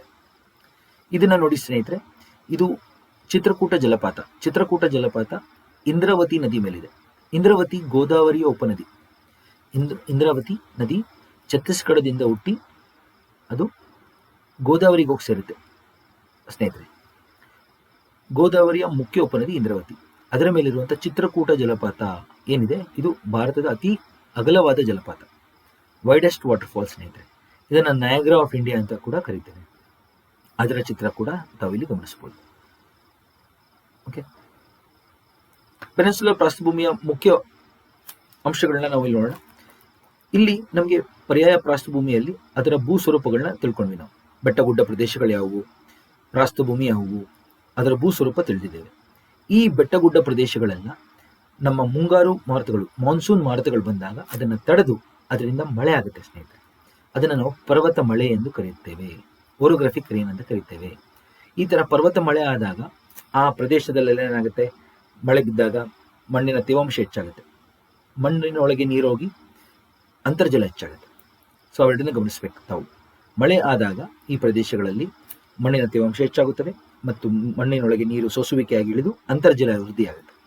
ಆ ಅಂತರ್ಜಲ ವೃದ್ಧಿಯಾದಾಗ ಅಂತರ್ಜಲ ಶಿಲೆಗಳು ಅದನ್ನು ಸಂಗ್ರಹ ಮಾಡಿಟ್ಕೊಳ್ಳುತ್ತೆ. ನೀರು ಸಂಗ್ರಹ ಆದಾಗ ಸ್ನೇಹಿತರೆ, ಆ ನೀರೇ ಚಿಲುಮೆಗಳಾಗಿ ಹೊರಗಡೆ ಬಂದು ಚಿಕ್ಕ ಚಿಕ್ಕ ತೊರೆಗಳು, ಜರಿಗಳು ಮತ್ತು ನದಿಗಳಾಗಿ ಉಗಮವಾಗ್ತವೆ. ಅದನ್ನೇ ನಾವು ಇವತ್ತು ಪೆನಿನ್ಸುಲರ್ ನದಿಗಳೆಂದು ಕರೆಯುತ್ತೇವೆ. ನಮ್ಮ ಪರ್ಯಾಯ ಪ್ರಾಸ್ಥಭೂಮಿಯ ನದಿಗಳು ಋತುಮಾನದ ನದಿಗಳು, ಸೀಸನಲ್ ರಿವರ್. ಈ ರೀತಿ ಚಿಕ್ಕ ಚಿಕ್ಕ ತೊರೆಗಳು ಮತ್ತು ನದಿಗಳು ಈ ಪರ್ಯಾಯ ಪ್ರಾಸ್ಥಭೂಮಿಯಿಂದ ಚಿಲುಮೆಗಳಾಗಿ ಹುಟ್ಟುತ್ತದೆ. ಅದೇ ನಾವು ಹಿಮಾಲಯ ಪರ್ವತಗಳ ನದಿಗಳನ್ನ ಯಾವ ರೀತಿ ಓದಿದ್ವಿ? ಗ್ಲೇಷಿಯಲ್ ನದಿಗಳೆಂದು ಕರೆದಿದ್ವಿ ನಾವು ಅದನ್ನು. ಆದರೆ ಪೆನಿನ್ಸುಲರ್ ನದಿಗಳು ಈ ರೀತಿ ಅಂತರ್ಜಲದ ವೃದ್ಧಿಯಾಗಿ ಚಿಲುಮೆಯಾಗಿ ಬರುವಂಥ ನದಿಗಳು ಸ್ನೇಹಿತರೆ. ಹಂಗೆ ಈ ರೀತಿ ಇಲ್ಲೆಲ್ಲ ನಮಗೆ ನದಿಗಳಿರೋದ್ರಿಂದ ಇಲ್ಲಿ ನಮಗೆ ಕೃಷಿ ಅತಿ ಮುಖ್ಯವಾದಂಥ ಉದ್ಯೋಗ ಆಗುತ್ತೆ ಸ್ನೇಹಿತರೆ. ಇಲ್ಲಿ ಮಣ್ಣಿನ ತೇವಾಂಶ ಹೆಚ್ಚಿರೋದ್ರಿಂದ ಅತಿ ಹೆಚ್ಚು ಸಸ್ಯವರ್ಗಗಳನ್ನು ಕೂಡ ಕಾಣಬಹುದು ನಾವು ತಾವೆಲ್ಲರಿಗೂ ತಿಳಿದಿರೋ ಹಂಗೆ ಮಧ್ಯಪ್ರದೇಶದಲ್ಲಿ ಅತಿ ಹೆಚ್ಚು ಕಾಡಿದೆ. ಕರೆಕ್ಟಾ? ಅತಿ ಹೆಚ್ಚು ಪ್ರದೇಶದಲ್ಲಿ ಕಾಡಿರುವಂಥ ಏರಿಯಾದಲ್ಲಿ ಕಾಡಿರುವಂಥ ಪ್ರದೇಶ ಅದು ಮಧ್ಯಪ್ರದೇಶ. ಸೊ ಅಲ್ಲಿ ಅತಿ ಹೆಚ್ಚು ಸಸ್ಯವರ್ಗಗಳು ಮತ್ತು ಪ್ರಾಣಿಗಳು ಕಂಡುಬರುತ್ತೆ ಸ್ನೇಹಿತರೆ. ಅದನ್ನೇ ನಾವು ಇವತ್ತಿನ ದಿವಸ ರಾಷ್ಟ್ರೀಯ ಉದ್ಯಾನವನಗಳಾಗಿ, ಟೈಗರ್ ರಿಸರ್ವ್ಗಳಾಗಿ, ವೈಲ್ಡ್ ಲೈಫ್ ಸ್ಯಾಂಚುರಿ ಆಗಿ, ಬಯೋಸ್ಫಿಯರ್ ರಿಸರ್ವ್ಸ್ ಆಗಿ, ಸಂರಕ್ಷಣೆ ತಾಣಗಳಾಗಿ ನಿರ್ಮಿಸಿರುವುದು. ಸಸ್ಯ ಮತ್ತು ಪ್ರಾಣಿಯ ವೈವಿಧ್ಯತೆ ಕೂಡ ಅತಿ ಹೆಚ್ಚು. ಹಂಗೆ ಈ ಕಾಡಿನಲ್ಲಿರುವಂಥ ಬುಡಕಟ್ಟು ಜನಗಳು, ವನವಾಸಿ ಅಂತ ನಾವೇನು ಕರಿತೀವಿ, ಅವರು ಕೂಡ ಅತಿ ಹೆಚ್ಚಿದ್ದಾರೆ ಸ್ನೇಹಿತರೆ. ಅತಿ ಹೆಚ್ಚು ವನವಾಸಿ ಸಂಖ್ಯೆ ಇರುವಂಥ ರಾಜ್ಯನೇ ಮಧ್ಯಪ್ರದೇಶ, ಜಾರ್ಖಂಡ್, ಛತ್ತೀಸ್ಗಢ, ಈ ರೀತಿ ಮಹಾರಾಷ್ಟ್ರ, ಈ ತೆಲಂಗಾಣ, ಈ ಭಾಗದೆಲ್ಲ, ಕರ್ನಾಟಕ, ಈ ಭಾಗದೆಲ್ಲ ಅತಿ ಹೆಚ್ಚು ವನವಾಸಿ ಟ್ರೈಬ್ಸ್ ಇದ್ದಾರೆ. ಹಂಗೆ ಇಲ್ಲೆಲ್ಲ ಖನಿಜಗಳ ಸಂಪನ್ಮೂಲ ಕೂಡ ಅತಿ ಹೆಚ್ಚು ನಾನು ಹೇಳಿದಂಗೆ ಅಗ್ನಿಶಿಲೆಗಳಿದೆ, ರೂಪಾಂತರ ಶಿಲೆಗಳಿದೆ. ತಾವೆಲ್ಲರಿಗೂ ಛೋಟನಾಗ್ಪುರ್ ಪ್ಲಾಟ್ಯೂ ಬಗ್ಗೆ ಹೇಳಿದೆ ನಾನು, ಅತಿ ಹೆಚ್ಚು ಖನಿಜ ಸಂಪನ್ಮೂಲಗಳಿರುವಂಥ ಪ್ರದೇಶ ಅಂತೇಳಿ. ಹಂಗೆ ತಮ್ಮೆಲ್ಲರಿಗೂ ಪನ್ನಾ ಗೊತ್ತಿದೆ, ಪನ್ನಾ ಮಧ್ಯಪ್ರದೇಶಲ್ಲಿ ವಜ್ರ ಸಿಗುವಂಥ ಪ್ರದೇಶ. ಕರೆಕ್ಟ್. ಹಂಗೆ ಕರ್ನಾಟಕದಲ್ಲಿ ರಾಯಚೂರು, ಹಟ್ಟಿ ಮತ್ತು ಕೋಲಾರದಲ್ಲಿ ಚಿನ್ನ ಸಿಗುವಂಥ ಪ್ರದೇಶಗಳು, ಇವೆಲ್ಲ ಖನಿಜಗಳಿರುವಂಥ ಪ್ರದೇಶಗಳು ಸ್ನೇಹಿತರೆ. ಓಕೆ. ಹಂಗೆ ಇತ್ತೀಚೆಗೆ ಮಂಡ್ಯದಲ್ಲಿ ನಮಗೆ ಲಿಥಿಯಂ ಸಿಕ್ಕಿರೋದು. ಕರೆಕ್ಟಾ? ಇದೆಲ್ಲ ಈ ಶಿಲೆಗಳು ಇರುವಂಥ ಜಾಗಗಳಿಂದ ಸಿಕ್ಕಿರೋಂಥದ್ದು. ನಾನು ಹೇಳ್ತೀನಿ ನಿಮಗೆ ಲಿಥಿಯಂ ಯಾವ ಶಿಲೆಯಿಂದ ಸಿಗುತ್ತೆ ಅಂತ ಹೇಳ್ತೀನಿ. ಸೊ ಅದು ಪರೀಕ್ಷೆಯಲ್ಲಿ ಬಂದೇ ಬರುತ್ತೆ, ಆಯಿತಾ? ಸೊ ಮುಂದಕ್ಕೆ ನೋಡೋಣ. ಗಣಿಗಾರಿಕೆ, ಇಲ್ಲೆಲ್ಲ ಖನಿಜಗಳು ಸಿಗೋದ್ರಿಂದ ಗಣಿಗಾರಿಕೆ ಹೆಚ್ಚು. ಗಣಿಗಾರಿಕೆ ಹೆಚ್ಚಿರೋದ್ರಿಂದ ಹಂಗೆ ಕೈಗಾರಿಕೆಗಳು ಕೂಡ ಹೆಚ್ಚು. ಓಕೆ. ಸೊ ತಾವೆಲ್ಲರೂ ಇದನ್ನು ತಪ್ಪದೇ ಗಮನಿಸಿ. ಪೆನಿನ್ಸುಲರ್ ಪ್ಲಾಟ್ಯೂದಲ್ಲಿ ಮುಖ್ಯ ಅಂಶಗಳು ಏನೇನು ಅಂತ. ಓಕೆ. ಹಂಗೆ ಇಲ್ಲಿ ಗಮನಿಸಿ ಸ್ನೇಹಿತರೆ, 68 ದಶಲಕ್ಷ ವರ್ಷಗಳ ಹಿಂದೆ ಈ ರೀತಿ ಲಾವಾ, ಭೂಮಿಯೊಳಗಿಂದ ಲಾವಾ ಹರಿದು ಬಂದು 5 ಲಕ್ಷ ಸ್ಕ್ವೇರ್ ಕಿಲೋಮೀಟರ್ಷ್ಟು ಪ್ರದೇಶವನ್ನು ಹರಡಿದೆ ಸ್ನೇಹಿತರೆ. ಈ ಲಾವಾ ಬೇಸಿಕ್ ಲಾವಾ ಅಂತ ಕರಿತೀವಿ, ಕ್ಷಾರೀಯ ಲಾವಾ ಎಂದು ಕರೆಯುತ್ತೇವೆ. ಲಾವಾದಲ್ಲಿ 2 ವಿಧ, ಆಮ್ಲೀಯ ಲಾವಾ, ಕ್ಷಾರೀಯ ಲಾವಾ. ಆಮ್ಲೀಯ ಲಾವಾ ಅಂದರೆ ಅಸಿಡಿಕ್ ಲಾವಾ, ಕ್ಷಾರೀಯ ಲಾವಾ ಅಂದರೆ ಬೇಸಿಕ್ ಲಾವಾ. ಈ ಕ್ಷಾರೀಯ ಲಾವಾ ಈ ಥರ ನೀರು ಥರ ಹರಿಯುತ್ತೆ ಸ್ನೇಹಿತರೆ. 5 ಲಕ್ಷ ಸ್ಕ್ವೇರ್ ಕಿಲೋಮೀಟರ್ ಅಂದರೆ ಮಹಾರಾಷ್ಟ್ರದಿಂದ ಬಂದು ಮಧ್ಯಪ್ರದೇಶ್, ಗುಜರಾತ್, ಮಹಾರಾಷ್ಟ್ರ, ಕರ್ನಾಟಕ, ತೆಲಂಗಾಣ ಪ್ರದೇಶದಲ್ಲಿ ಹರಡಿದೆ ಈ ಲಾವಾ. ಆ ಲಾವಾ ಎಷ್ಟೋ ವರ್ಷಗಳ ಕಾಲ ಹರಿದು ಒಂದ್ರ ಮೇಲೆ ಸಂಗ್ರಹ ಆಗಿ ಒಂದು ದೊಡ್ಡ ಪ್ರಾಸ್ಥಭೂಮಿಯಾಗಿದೆ ಸ್ನೇಹಿತರೆ. ಅದೇ ಇವತ್ತಿನ ನಮ್ಮ ಡೆಕ್ಕನ್ ಪ್ರಾಸ್ಥಭೂಮಿ, ಡೆಕ್ಕನ್ ಲಾವಾ ಪ್ರಾವಿನ್ಸ್ ಅಂತ ಕರಿತೀವಿ. ನೋಡಿ ಇಲ್ಲಿ ಡೆಕ್ಕನ್ ಎಲ್ಲೆಲ್ಲಿ ಭಾಗ ಅಂತೇಳಿ ಇಲ್ಲಿ ಚಿಕ್ಕ ಚಿತ್ರ ಕೊಟ್ಟಿದ್ದೀನಿ ಭಾರತದ್ದು. ಈ ಭಾಗ ಮಧ್ಯಪ್ರದೇಶ್, ಗುಜರಾತ್, ಮಹಾರಾಷ್ಟ್ರ, ತೆಲಂಗಾಣ, ಕರ್ನಾಟಕ ಪ್ರದೇಶ ಇದಿಷ್ಟು. ಅದೇ ದೊಡ್ಡ ಚಿತ್ರದಲ್ಲಿ ಗಮನಿಸ್ಬೋದು, ಗುಜರಾತ್, ಮಧ್ಯಪ್ರದೇಶ್ ಭಾಗ, ಈ ರೀತಿ ಮಹಾರಾಷ್ಟ್ರ, ಕರ್ನಾಟಕ ಭಾಗ, ತೆಲಂಗಾಣ ಭಾಗ ನೋಡ್ಬೋದು. ಜಗತ್ತಿನ ಅತಿ ಹೆಚ್ಚು ಜ್ವಾಲಾಮುಖಿ ಆಗಿರುವಂಥ ಪ್ರದೇಶ ಇದೆ, ವಾಲ್ಕೆನಿಕ್ ಪ್ರಾವಿನ್ಸ್. ಇದು ಭಾರತದ ಡೆಕ್ಕನ್ ಭಾಗದಲ್ಲಿದೆ. 68 ದಶಲಕ್ಷ ವರ್ಷಗಳಿಂದ ಶುರುವಾಗಿ 63 ದಶಲಕ್ಷ ವರ್ಷಗಳವರೆಗೂ ನಡೆದಿದೆ. 50 ಲಕ್ಷ ವರ್ಷಗಳು ಸ್ನೇಹಿತರೆ, 50 ಲ್ಯಾಕ್ ಇಯರ್ಸ್ ಅಷ್ಟು ಸಮಯದಲ್ಲಿ ಜ್ವಾಲಾಮುಖಿ ಆಗಿದೆ. ಇದರಿಂದನೇ ಹಲವಾರು ಪ್ರಾಣಿಗಳು ಸತ್ತಿರೋದು, ಡೈನೋಸರ್ಗಳು ಸತ್ತಿರೋದು ಅಂತೇಳಿ ಇತ್ತೀಚೆಗೆ ಪತ್ತೆ ಆಗಿದೆ. ಆಯ್ತಾ? ಯಾವ ಥರ lava? Basic lava. Okay. So ಎಷ್ಟು square kilometre? 5 lakh square kilometre. ರಾಜ್ಯಗಳು ಯಾವುದು? ದಕ್ಷಿಣ ಗುಜರಾತ್, ಮಹಾರಾಷ್ಟ್ರ, ಕರ್ನಾಟಕ, ಮಧ್ಯಪ್ರದೇಶ, ತೆಲಂಗಾಣ. ಈ ಲಾವಾ ಗಟ್ಟಿಯಾದಾಗ ಏನಾಗುತ್ತೆ? ಬಸಾಲ್ಟ್ ಶಿಲೆಗಳು ಸ್ನೇಹಿತರೆ. ಆ ಲಾವಾ ಗಟ್ಟಿಯಾಗಿ ಕಪ್ಪು ಕಲರ್ ಕಲ್ಲು ಬಸಾಲ್ಟ್ ಶಿಲೆಗಳಾಗಿ ನಿರ್ಮಾಣಗೊಳ್ಳುತ್ತೆ. ಆ ಬಸಾಲ್ಟ್ ನಮ್ಮ ಭೂಮಿ ಮೇಲೆ ಸಿಗುವಂಥ ಅಗ್ನಿಶಿಲೆ, ಬಾಯಸ್ಸರಣ ಅಗ್ನಿಶಿಲೆ ಸ್ನೇಹಿತರೆ. ಬಾಯಸ್ಸರಣ ಅಂದರೆ ಎಕ್ಸ್ಟ್ರೂಸಿವ್ ಬಾಯಸ್ಸರಣ ಅಗ್ನಿಶಿಲೆಗಳು. ಶಿಲೆಗಳ ಕ್ಲಾಸ್ನಲ್ಲಿ ನೀವು ಇದರ ಬಗ್ಗೆ ಇನ್ನೂ ತಿಳಿಬೋದು. ಈಗ ಇಷ್ಟು ನಾಲ್ಕು ಈ ಕಲ್ಲು ಕಪ್ಪು ಕಲರ್ ಇರುತ್ತೆ, ಕಪ್ಪು ಬಣ್ಣ ಇರುತ್ತೆ. ಇದರಿಂದನೇ ನಮಗೆ ಈ ಕಲ್ಲಿನ ಶೀತಲೀಕರಣ ಆದಾಗ ನಮಗೆ ಕಪ್ಪು ಮಣ್ಣು ಸಿಗೋದು. ತಪ್ಪದೇ ಇದನ್ನು ನೆನಪಿಟ್ಕೊಳ್ಳಿ. ಈ ಶಿಲೆಗಳ ಶೀತಲೀಕರಣದಿಂದನೇ ನಮಗೆ ಕಪ್ಪು ಮಣ್ಣು. ಅದಕ್ಕೆ ಉತ್ತರ ಕರ್ನಾಟಕದಲ್ಲಿ ನಮಗೆ ಕಪ್ಪು ಮಣ್ಣಿದೆ, ಮಹಾರಾಷ್ಟ್ರದಲ್ಲಿ ಕಪ್ಪು ಮಣ್ಣಿದೆ, ತೆಲಂಗಾಣ ಸ್ವಲ್ಪ ಭಾಗ, ಮಧ್ಯಪ್ರದೇಶ ಸ್ವಲ್ಪ ಭಾಗ, ಹೀಗೆ ಗುಜರಾತ್ ಭಾಗ ಕಪ್ಪು ಮಣ್ಣು ಸಿಗುತ್ತೆ. ಇದನ್ನೇ ನಾವು ಆಂಧ್ರದಲ್ಲಿ ರೆಗೋರ್ ಅಂತ ಕರೀತಾರೆ, ಬ್ಲ್ಯಾಕ್ ಕಾಟನ್ ಸಾಯಿಲ್ ಅಂತ ಕೂಡ ಕರೀತಾರೆ, ಕಪ್ಪ ಹತ್ತಿ ಮಣ್ಣು. ಮತ್ತೆ ನಾವು ಮಣ್ಣಿನ ತರಗತಿಯಲ್ಲಿ ನಾವು ಇನ್ನೂ ತಿಳಿಯೋಣ ಸ್ನೇಹಿತರೆ ಇದ್ರ ಬಗ್ಗೆ. ಈಗ ನಮಗೆ ಡೆಕ್ಕನ್ ಪ್ರಾಸ್ಥಭೂಮಿ ಯಾವ ರೀತಿ ಆಗಿದೆ ಅಂದರೆ, ನಿಮ್ಗೆ ಇಲ್ಲಿ ನೋಡಿ ಜ್ವಾಲಾಮುಖಿ 2 ಕಡೆಯಿಂದ ಬಂದಿದೆ ಅಂತೇಳಿ ನಮಗೆ ಊಹೆ. ಒಂದು ಗುಜರಾತ್ನಲ್ಲಿ ಗಿರ್ನಾರ್, ಮೌಂಟ್ ಗಿರ್ನಾರ್, ಜುನಗಢ್ ಭಾಗದಲ್ಲಿ ಇರುವಂಥ ಮೌಂಟ್ ಗಿರ್ನಾರಿಂದ ಬಂದಿದೆ. ನೋಡಿ ಇದು ಹೆಂಗಿದೆ, ನೋಡಿ ಕಲ್ಲು ಹೆಂಗಿದೆ, ಕಪ್ಪು ಕಲರ್ ಕಲ್ಲು, ಬಸಾಲ್ಟ್ ಕಲ್ಲು. ಇದು ಅತ್ಯಂತ ಪುರಾತನ ಜ್ವಾಲಾಮುಖಿ ಸ್ನೇಹಿತರೆ. ಇದು ಇವತ್ತಿನ ದಿವಸ ಇದರ ಮೇಲೆ ಒಂದು ಜೈನ್ ಪಿಲಿಗ್ರಿಮ್ ಸೆಂಟರ್ ಇದೆ, ಜೈನರ ಮಂದಿರ ಇದೆ ನೋಡಿ ಇಲ್ಲಿ ಮೇಲೆ. ಓಕೆ. ಗಿರ್ನಾರ್ ಮೇಲೆ ಬಸಾಲ್ಟ್ ಕಲ್ಲು ನೋಡಿ, ಇದು ಜ್ವಾಲಾಮುಖಿ. ಇನ್ನೊಂದು ಮುಂಬೈ ಹತ್ರ ಇರುವಂಥ ಪ್ರದೇಶ. ಓಕೆ. ಮುಂಬೈ ಹತ್ರ ಆಲ್ಬರ್ಟ್ ಹಿಲ್ ಎಂಬ ಪ್ರದೇಶದಿಂದ ಜ್ವಾಲಾಮುಖಿ ಬಂದಿದೆ ಅಂತೇಳಿ ನಮಗೆ ಇವಾಗ ಗೊತ್ತಾಗಿದೆ ಸ್ನೇಹಿತರೆ. ಸೊ ಇದೆಲ್ಲ ಹರಡಿ ನಮಗೆ ಇವಾಗ ನೋಡಿ ಈ ಪ್ರದೇಶದಿಂದ ನಾನು ತೋರಿಸ್ತಾ ಇದ್ದೀನಿ ನೋಡಿ, ಈ ಭಾಗ ಒಂದು, ಈ ಭಾಗ ಒಂದು, ಮಹಾರಾಷ್ಟ್ರ ಭಾಗ, ಈ ಭಾಗದ ಒಂದು, ಇಷ್ಟು ಕಡೆ ಹರಡಿದೆ ನೋಡಿ ಭಾಗ. ಇಲ್ಲಿ ಆಲ್ಬರ್ಟ್ ಹಿಲ್ ಮುಂಬೈ ಹತ್ರ, ಇಲ್ಲಿ ಜುನಗಢ್, ಗಿರ್ನಾರ್, ಇಷ್ಟು ಪ್ರದೇಶದಿಂದ ಲಾವಾ ಹರಡಿದೆ ಅಂತೇಳಿ ನಮಗೆ ಇವಾಗ ಗೊತ್ತಿದೆ. ಈ ಪ್ರದೇಶದಿಂದ ಲಾವಾ ಹರಡಿದಾಗ ಏನಾಗಿದೆ ನೋಡಿ, ಒಂದು Ajanta range, Balaghat range, Harishchandra range ಅಂತೇಳಿ ನಮಗೆ ಲಾವಾ ಹರಿದಿರುವಂಥ ಶ್ರೇಣಿಗಳು ಅವೆಲ್ಲ. ಲಾವಾ ಹರಿದಿರೋ ಶ್ರೇಣಿಗಳನ್ನ ನೀವು ಗಮನಿಸಿ. ಅಜಂತಾ ಎಲ್ಲರೂ ಕೇಳಿರ್ತಾರೆ, ಅಜಂತಾ ಎಲ್ಲೋರಾ ತಾವೆಲ್ಲರೂ ಅಜಂತ ಎಲ್ಲರ ಚಿತ್ರ ನೋಡಿದಾಗ ಅಲ್ಲಿ ಅಜಂತ ಕಲ್ಲುಗಳನ್ನ ಗಮನಿಸಿ, ಅದೆಲ್ಲ ಬಸಾಲ್ಟ್ ಶಿಲೆಗಳು. ಹಂಗೆ ಬಾಲಾಘಾಟ್ ಇದು ಅಷ್ಟೇ. ಹರಿಶ್ಚಂದ್ರ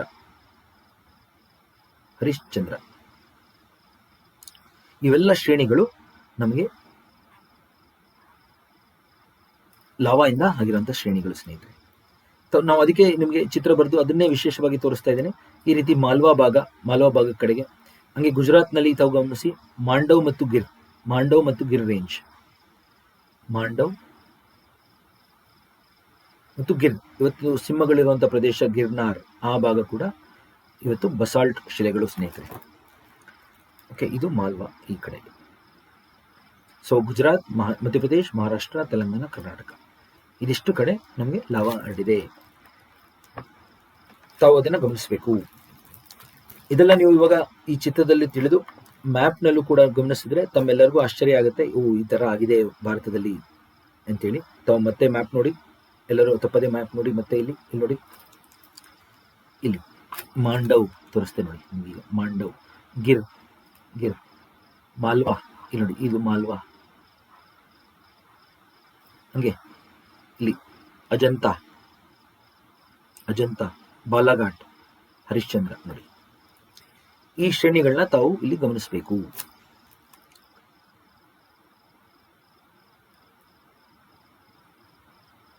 ಇದೆಲ್ಲ ಡೆಕ್ಕನ್ ಲಾವಾ ಅಂತ ಹೇಳಿ ಕರಿತೀವಿ, ಡೆಕ್ಕನ್ ಲಾವಾ ಟ್ರ್ಯಾಪ್.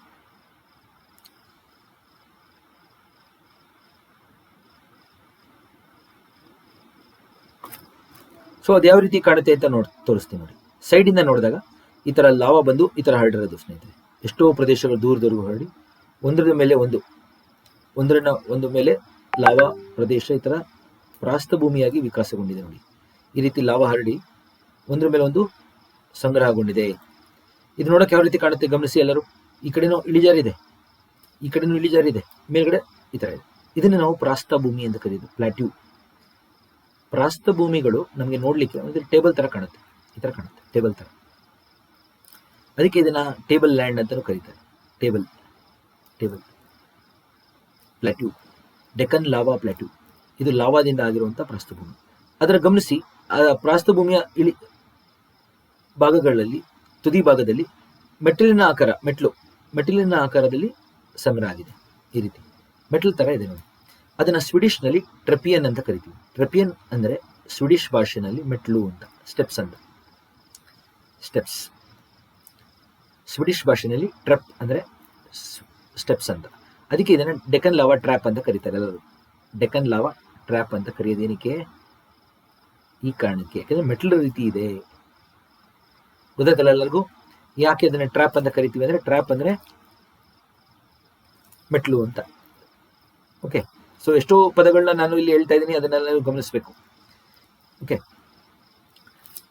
ಈ ರೀತಿ ಇದು ವಿಕಾಸ ಆಯಿತು ಸ್ನೇಹಿತರೆ. ಅದಕ್ಕೆ ನಮ್ಮ ಪಶ್ಚಿಮ ಘಟ್ಟಗಳ ಉತ್ತರ ಭಾಗ ಕಪ್ಪು ಮಣ್ಣಿದೆ ನೋಡಿ. ನಮ್ಮ ಬೆಳಗಾಂ ಭಾಗದವರೆಗೂ ಗಮನಿಸ್ತೀನಿ ನೀವೆಲ್ಲರೂ, ಮಹಾರಾಷ್ಟ್ರ, ಉತ್ತರ ಕನ್ನಡ ಮತ್ತು ಬೆಳಗಾಂ ಭಾಗದಲ್ಲಿ ನೀವೆಲ್ಲ ಇದ್ರೆ ಈ ಕಪ್ಪು ಮಣ್ಣುಗಳು ನೋಡಿರ್ತಾರೆ ನೀವಲ್ಲಿ. ಸೊ ಯಾಕೆ ಇದು ಈ ರೀತಿ ಇದೆ ಅಂತ ನಾನು ನಿಮ್ಗೆ ತೋರಿಸ್ತಾ ಇದ್ದೀನಿ ಈಗ. ಓಕೆ, ಸೊ ನೆಕ್ಸ್ಟ್ ನೋಡಿ, ಪಶ್ಚಿಮ ಘಟ್ಟಗಳು, ಪೂರ್ವ ಘಟ್ಟಗಳು ನೋಡೋಣ. ನಾ ಆಗ್ಲೇ ಹೇಳಿದೆ, ನಮ್ಮ ಉತ್ತರ ಸಹ್ಯಾದ್ರಿ ಭಾಗ ಅಂದ್ರೆ ಗುಜರಾತ್ ಮತ್ತು ಮಹಾರಾಷ್ಟ್ರ ಭಾಗ ಏನಿದೆ, ಕಪ್ಪು ಮಣ್ಣಿದೆ, ಬಸಾಲ್ಟ್ ಶಿಲೆಗಳಿದೆ. ಇಲ್ಲಿ Ajanta range, Balaghat range, Harishchandra range, ಇದಿಷ್ಟು ಪ್ರದೇಶದಲ್ಲಿ ಏನಿದೆ ನಮಗೆ ಕಪ್ಪು ಮಣ್ಣಿದೆ, ಕಪ್ಪು ಕಲ್ಲಿದೆ. ಉತ್ತರ ಸಹ್ಯಾದ್ರಿ, ಅದು ಉತ್ತರ ಸಹ್ಯಾದ್ರಿ ಜ್ವಾಲಾಮುಖಿಯಿಂದ ವಿಕಾಸಗೊಂಡಿದೆ ಸ್ನೇಹಿತರೆ. ಅದು ನಮ್ಮ ಗುಜರಾತ್ ಮತ್ತು ಮಹಾರಾಷ್ಟ್ರ ಭಾಗದಲ್ಲಿ ಇದೆ. ಆದರೆ ಮಧ್ಯ ಸಹ್ಯಾದ್ರಿ ಏನಿದೆ ಮತ್ತು ದಕ್ಷಿಣ ಸಹ್ಯಾದ್ರಿ ಏನಿದೆ, ಅದು ಭಾರತ ಮಡ್ಗಾಸ್ಕರ್ ಇಂದ ಬೇರ್ಪಟ್ಟಾಗ ಆಗಿರೋದು.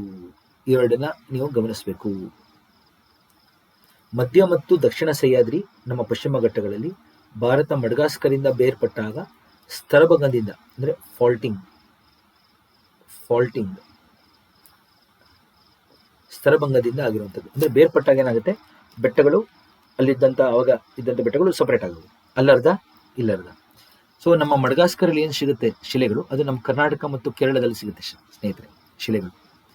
ಸೊ ಅಲ್ಲಿ ಇದ್ದಂಥ ಶ್ರೇಣಿ ಎರಡು ಭಾಗ ಆಗಿದೆ. ಸೊ ಸ್ತರಭಂಗ ಪರ್ವತಗಳು ಇವು. ಸೊ ಇದು ಜ್ವಾಲಾಮುಖಿ ಆಗಿದೆ ಯಾವಾಗ 68 ಇಂದ 63 ದಶಲಕ್ಷ ವರ್ಷಗಳ ಹಿಂದೆ. ಇದು ಸೆಂಟ್ರಲ್ ಭಾಗ ಮತ್ತು ದಕ್ಷಿಣ ಭಾಗದಲ್ಲಿ ಆಗಿರೋದು 88 ದಶಲಕ್ಷ ವರ್ಷಗಳ ಹಿಂದೆ. ಅಂದ್ರೆ ಮಡಗಾಸ್ಕರಿಂದ ನಾವು ಬೇರ್ಪಟ್ಟಿದ್ದ ಟೈಮ್ ಅದು. ಅಂದ್ರೆ ಮಧ್ಯಭಾಗ ಮತ್ತು ದಕ್ಷಿಣ ಭಾಗ ಹಳೆಯದು, ಪುರಾತನದ್ದು ಸ್ವಲ್ಪ ಇದಕ್ಕೆ ಕಂಪೇರ್ ಮಾಡಿದಾಗ. ಇದು ಇತ್ತೀಚೆಗೆ ಆಗಿರುವಂಥದ್ದು. ಸೊ ಓವರ್ ಆಲ್ ನಮ್ಮ ಪಶ್ಚಿಮ ಘಟ್ಟಗಳು ನೋಡಿ 100 ದಶಲಕ್ಷ ವರ್ಷಗಳಿಗಿಂತ ಕಮ್ಮಿ ಇದೆ ನೋಡಿ. ಸೊ ಪಶ್ಚಿಮ ಘಟ್ಟಗಳು ಓವರ್ ಆಲ್ ಕಿರಿಯ ಪರ್ವತಗಳಿವೆಲ್ಲ, ಅಂದ್ರೆ ಅಷ್ಟು ಪುರಾತನದಲ್ಲ. ಸೊ ಗಮನಿಸಿ, ಇದು ಜ್ವಾಲಾಮುಖಿಯಿಂದ ಆಗಿರೋದು, ಇದು ಸ್ತರಭಂಗದಿಂದ ಆಗಿರೋದು. ಸೊ ಅದಕ್ಕೆ ಎತ್ತರ ಇದೆ ಸ್ನೇಹಿತರೆ. ಪಶ್ಚಿಮ ಘಟ್ಟಗಳು ಎತ್ತರ ಜಾಸ್ತಿ ಯಾಕೆ ಅಂದರೆ ಅದು ಈಗ ಇತ್ತೀಚೆಗೆ ಕಳೆದ 100 ದಶಲಕ್ಷ ವರ್ಷಗಳಲ್ಲಿ ವಿಕಾಸ ಆಗಿರುವಂಥದ್ದು. ಅದಕ್ಕೆ ಎತ್ತರ ಜಾಸ್ತಿ. ಸತತವಾಗಿ ನೀವು ಅದನ್ನು ಕಾಣಬಹುದು. ಇದೊಂದು ಪಾಲ್ಘಾಟ್ ಗ್ಯಾಪ್ ಬಿಟ್ರೆ ಸತತವಾಗಿದೆ ಸ್ನೇಹಿತರೆ ಪಶ್ಚಿಮ ಘಟ್ಟಗಳು. ತಾವು ಇದನ್ನು ಗಮನಿಸಿ.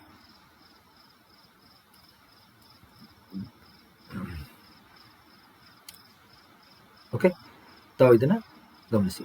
ಇದೇ ದೊಡ್ಡ ಬೆಟ್ಟ, ಇಲ್ಲಿ ದೊಡ್ಡ ಬೆಟ್ಟ ಅಂತ ಕರಿತೀವಿ. ದೊಡ್ಡ ಬೆಟ್ಟ ಭಾಗ ಇಲ್ಲಿ ಗಮನಿಸ್ಬೇಕು ತಾವು. ಓಕೆ, ಸೊ ಇದು ಪೂರ್ವ ಘಟ್ಟಗಳು ನೋಡಿ. ಒಡಿಸ್ಸಾಯಿಂದ ಶುರುವಾಗ್ತದೆ. ಒಡಿಸ್ಸಾಯಿಂದ ಶುರುವಾಗಿ ತಾವು ಗಮನಿಸಿ ಛತ್ತೀಸ್ಗಢ, ತೆಲಂಗಾಣ, ಆಂಧ್ರ ಪ್ರದೇಶ್, ಕರ್ನಾಟಕ ಮತ್ತು ತಮಿಳುನಾಡು ಪ್ರದೇಶದಲ್ಲಿ ನಮಗೆ ಪೂರ್ವ ಘಟ್ಟಗಳಿದೆ. ಈ ಪೂರ್ವ ಘಟ್ಟಗಳೇನಿದೆ, ಈಸ್ಟರ್ನ್ ಘಾಟ್ಸ್ ಏನಿದೆ, ಅದು 320 ದಶಲಕ್ಷ ವರ್ಷಗಳ ಹಿಂದೆ ಆಗಿರುವಂಥದ್ದು. ಅಂದರೆ ತುಂಬ ಪುರಾತನದ್ದು. 320 ಯೋಚನೆ ಮಾಡಿ, 320 ದಶಲಕ್ಷ ವರ್ಷಗಳ ಹಿಂದೆ ಇಂದ 540 ದಶಲಕ್ಷ ವರ್ಷಗಳ ಹಿಂದೆ ಆಗಿರುವಂಥ ನಮ್ಮ ಊಹೆ ಇದು. 320ರಿಂದ 540 ದಶಲಕ್ಷ ವರ್ಷಗಳು ಹಿಂದೆ ಆಗಿರುವಂಥ ಮಡಿಕೆ ಪರ್ವತಗಳು.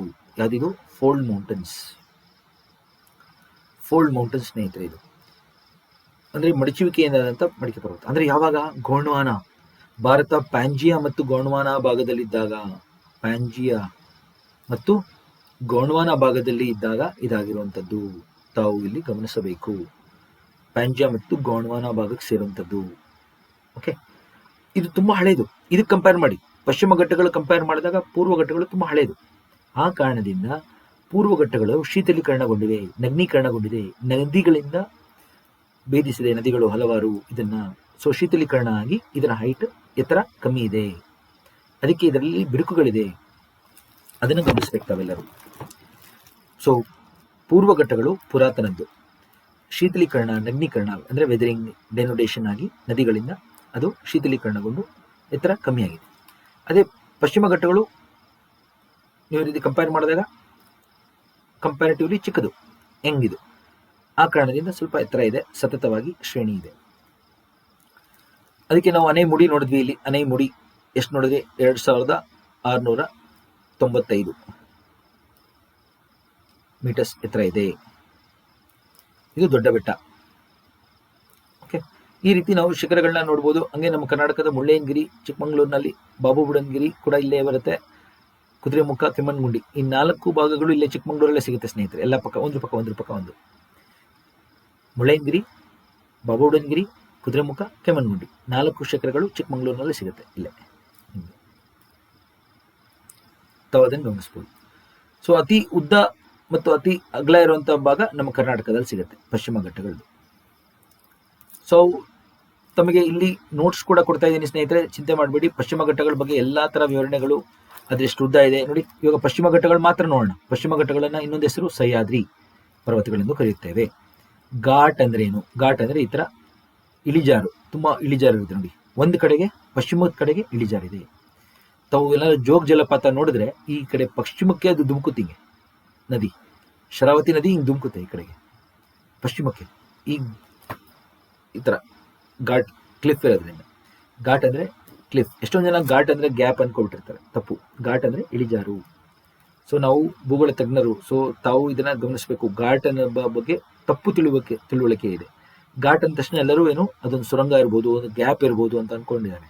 ಇಲ್ಲ, ಘಾಟ್ ಅಂದರೆ ಇಳಿಜಾರು, ಕ್ಲಿಫ್.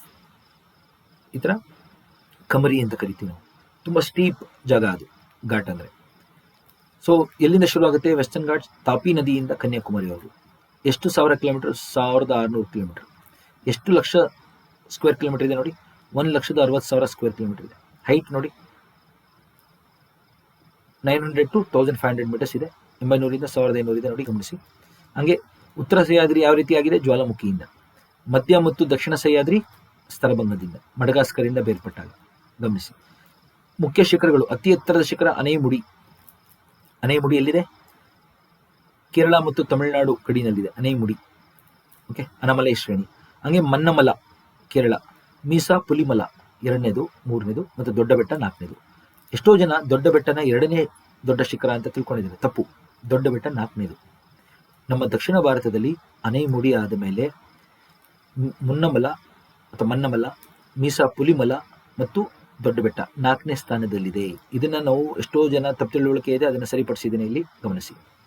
ಹಾಗೆ ಎಷ್ಟೋ ಭಾಗದಲ್ಲಿ ನಾವು ಈ ಗ್ಯಾಪ್ ಸುರಂಗ ಚಿಕ್ಕ ಚಿಕ್ಕ ಭಾಗಗಳಲ್ಲಿ ನಾವು ರಸ್ತೆಗಳನ್ನ ಮಾಡಿದ್ದೀವಿ. ತಾಲ್ ಘಾಟ್ ಗಮನಿಸಿ, ಆ ಬೆಟ್ಟಗುಡ್ಡ ಪ್ರದೇಶಗಳಲ್ಲಿ ಇರುವಂಥ ಚಿಕ್ಕ ಚಿಕ್ಕ ಭಾಗದಲ್ಲಿ ನಾವು ರಸ್ತೆ ಮತ್ತು ರೈಲ್ವೆ ಟ್ರ್ಯಾಕ್ಗಳನ್ನ ಮಾಡಿದ್ದೀವಿ. ಆ ಜಾಗಗಳು ತಾಲ್ ಘಾಟ್ ಗಮನಿಸಿ ಎಲ್ಲರೂ. ಮುಂಬೈ ಮತ್ತು ನಾಸಿಕ್ ಮಧ್ಯ ತಾಲ್ ಘಾಟ್. ಬೋರ್ ಘಾಟ್ ಮುಂಬೈ ಮತ್ತು ಪುಣೆ ಮಧ್ಯ. ಅಂಬೋಲಿ ಘಾಟ್ ಕೇಳಿರ್ತಾರೆ ಎಲ್ಲರೂ, ಪಣಜಿ ಟು ಬೆಳಗಾಂ, ಕೊಲ್ಹಾಪುರ್ ಬೆಳಗಾಂ ಮಧ್ಯದಲ್ಲಿ ಬಂದು ಸೇರುತ್ತೆ ರಸ್ತೆ, ಇದು ಅಂಬೋಲಿ ಘಾಟ್. ಚೋರ್ಲಾ ಘಾಟ್ ಅಂತಲೂ ಕೇಳಿರ್ತಾರೆ ತಾವೆಲ್ಲರೂ. ಚೋರ್ಲಾ ಘಾಟ್ ಕೂಡ ಕರ್ನಾಟಕ ಮತ್ತು ಗೋವಾ ಕಡೆಗೆ ಚೋರ್ಲಾ ಘಾಟ್. ಆಗುಂಬೆ ಘಾಟ್ ಕೇಳಿರ್ತಾರೆ ಎಲ್ಲರೂ, ಶಿವಮೊಗ್ಗ ಟು ಉಡುಪಿ. ಸೊ ಶಿವಮೊಗ್ಗದಿಂದ ಆಗುಂಬೆ ಬಂದು ಆಗುಂಬೆಯಿಂದ ಕೆಳಗೆ ಬೀಳಿದ್ರೆ ಮಣಿಪಾಲ್ ಮತ್ತು ಉಡುಪಿ, ಆಗುಂಬೆ ಘಾಟ್.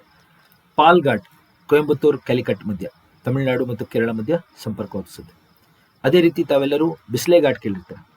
ಬಿಸ್ಲೆ ಘಾಟ್ ಏನಿದೆ ಅದು ಕುಕ್ಕೆ ಸುಬ್ರಹ್ಮಣ್ಯ ಮತ್ತು ಸಕಲೇಶ್ಪುರ. ಬಿಸ್ಲೆ ಘಾಟ್ ಕೇಳಿರ್ತಾರೆ ಎಲ್ಲರೂ, ಕುಕ್ಕೆ ಸುಬ್ರಹ್ಮಣ್ಯ,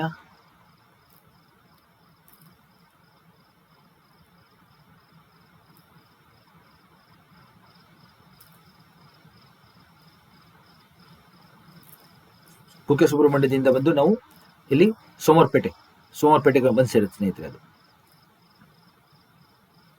ಮಡಿಕೇರಿ ಕಡೆಗೆ. ಓಕೆ, ಹಂಗೆ ಚಾರ್ಮುಡಿ ಘಾಟ್, ಇದು ಮಂಗಳೂರಿಂದ ನಾವು ಮಡಿಕೇರಿ ಕಡೆ ಬರಬೇಕಾದ್ರೆ ಚಾರ್ಮುಡಿ ಘಾಟ್.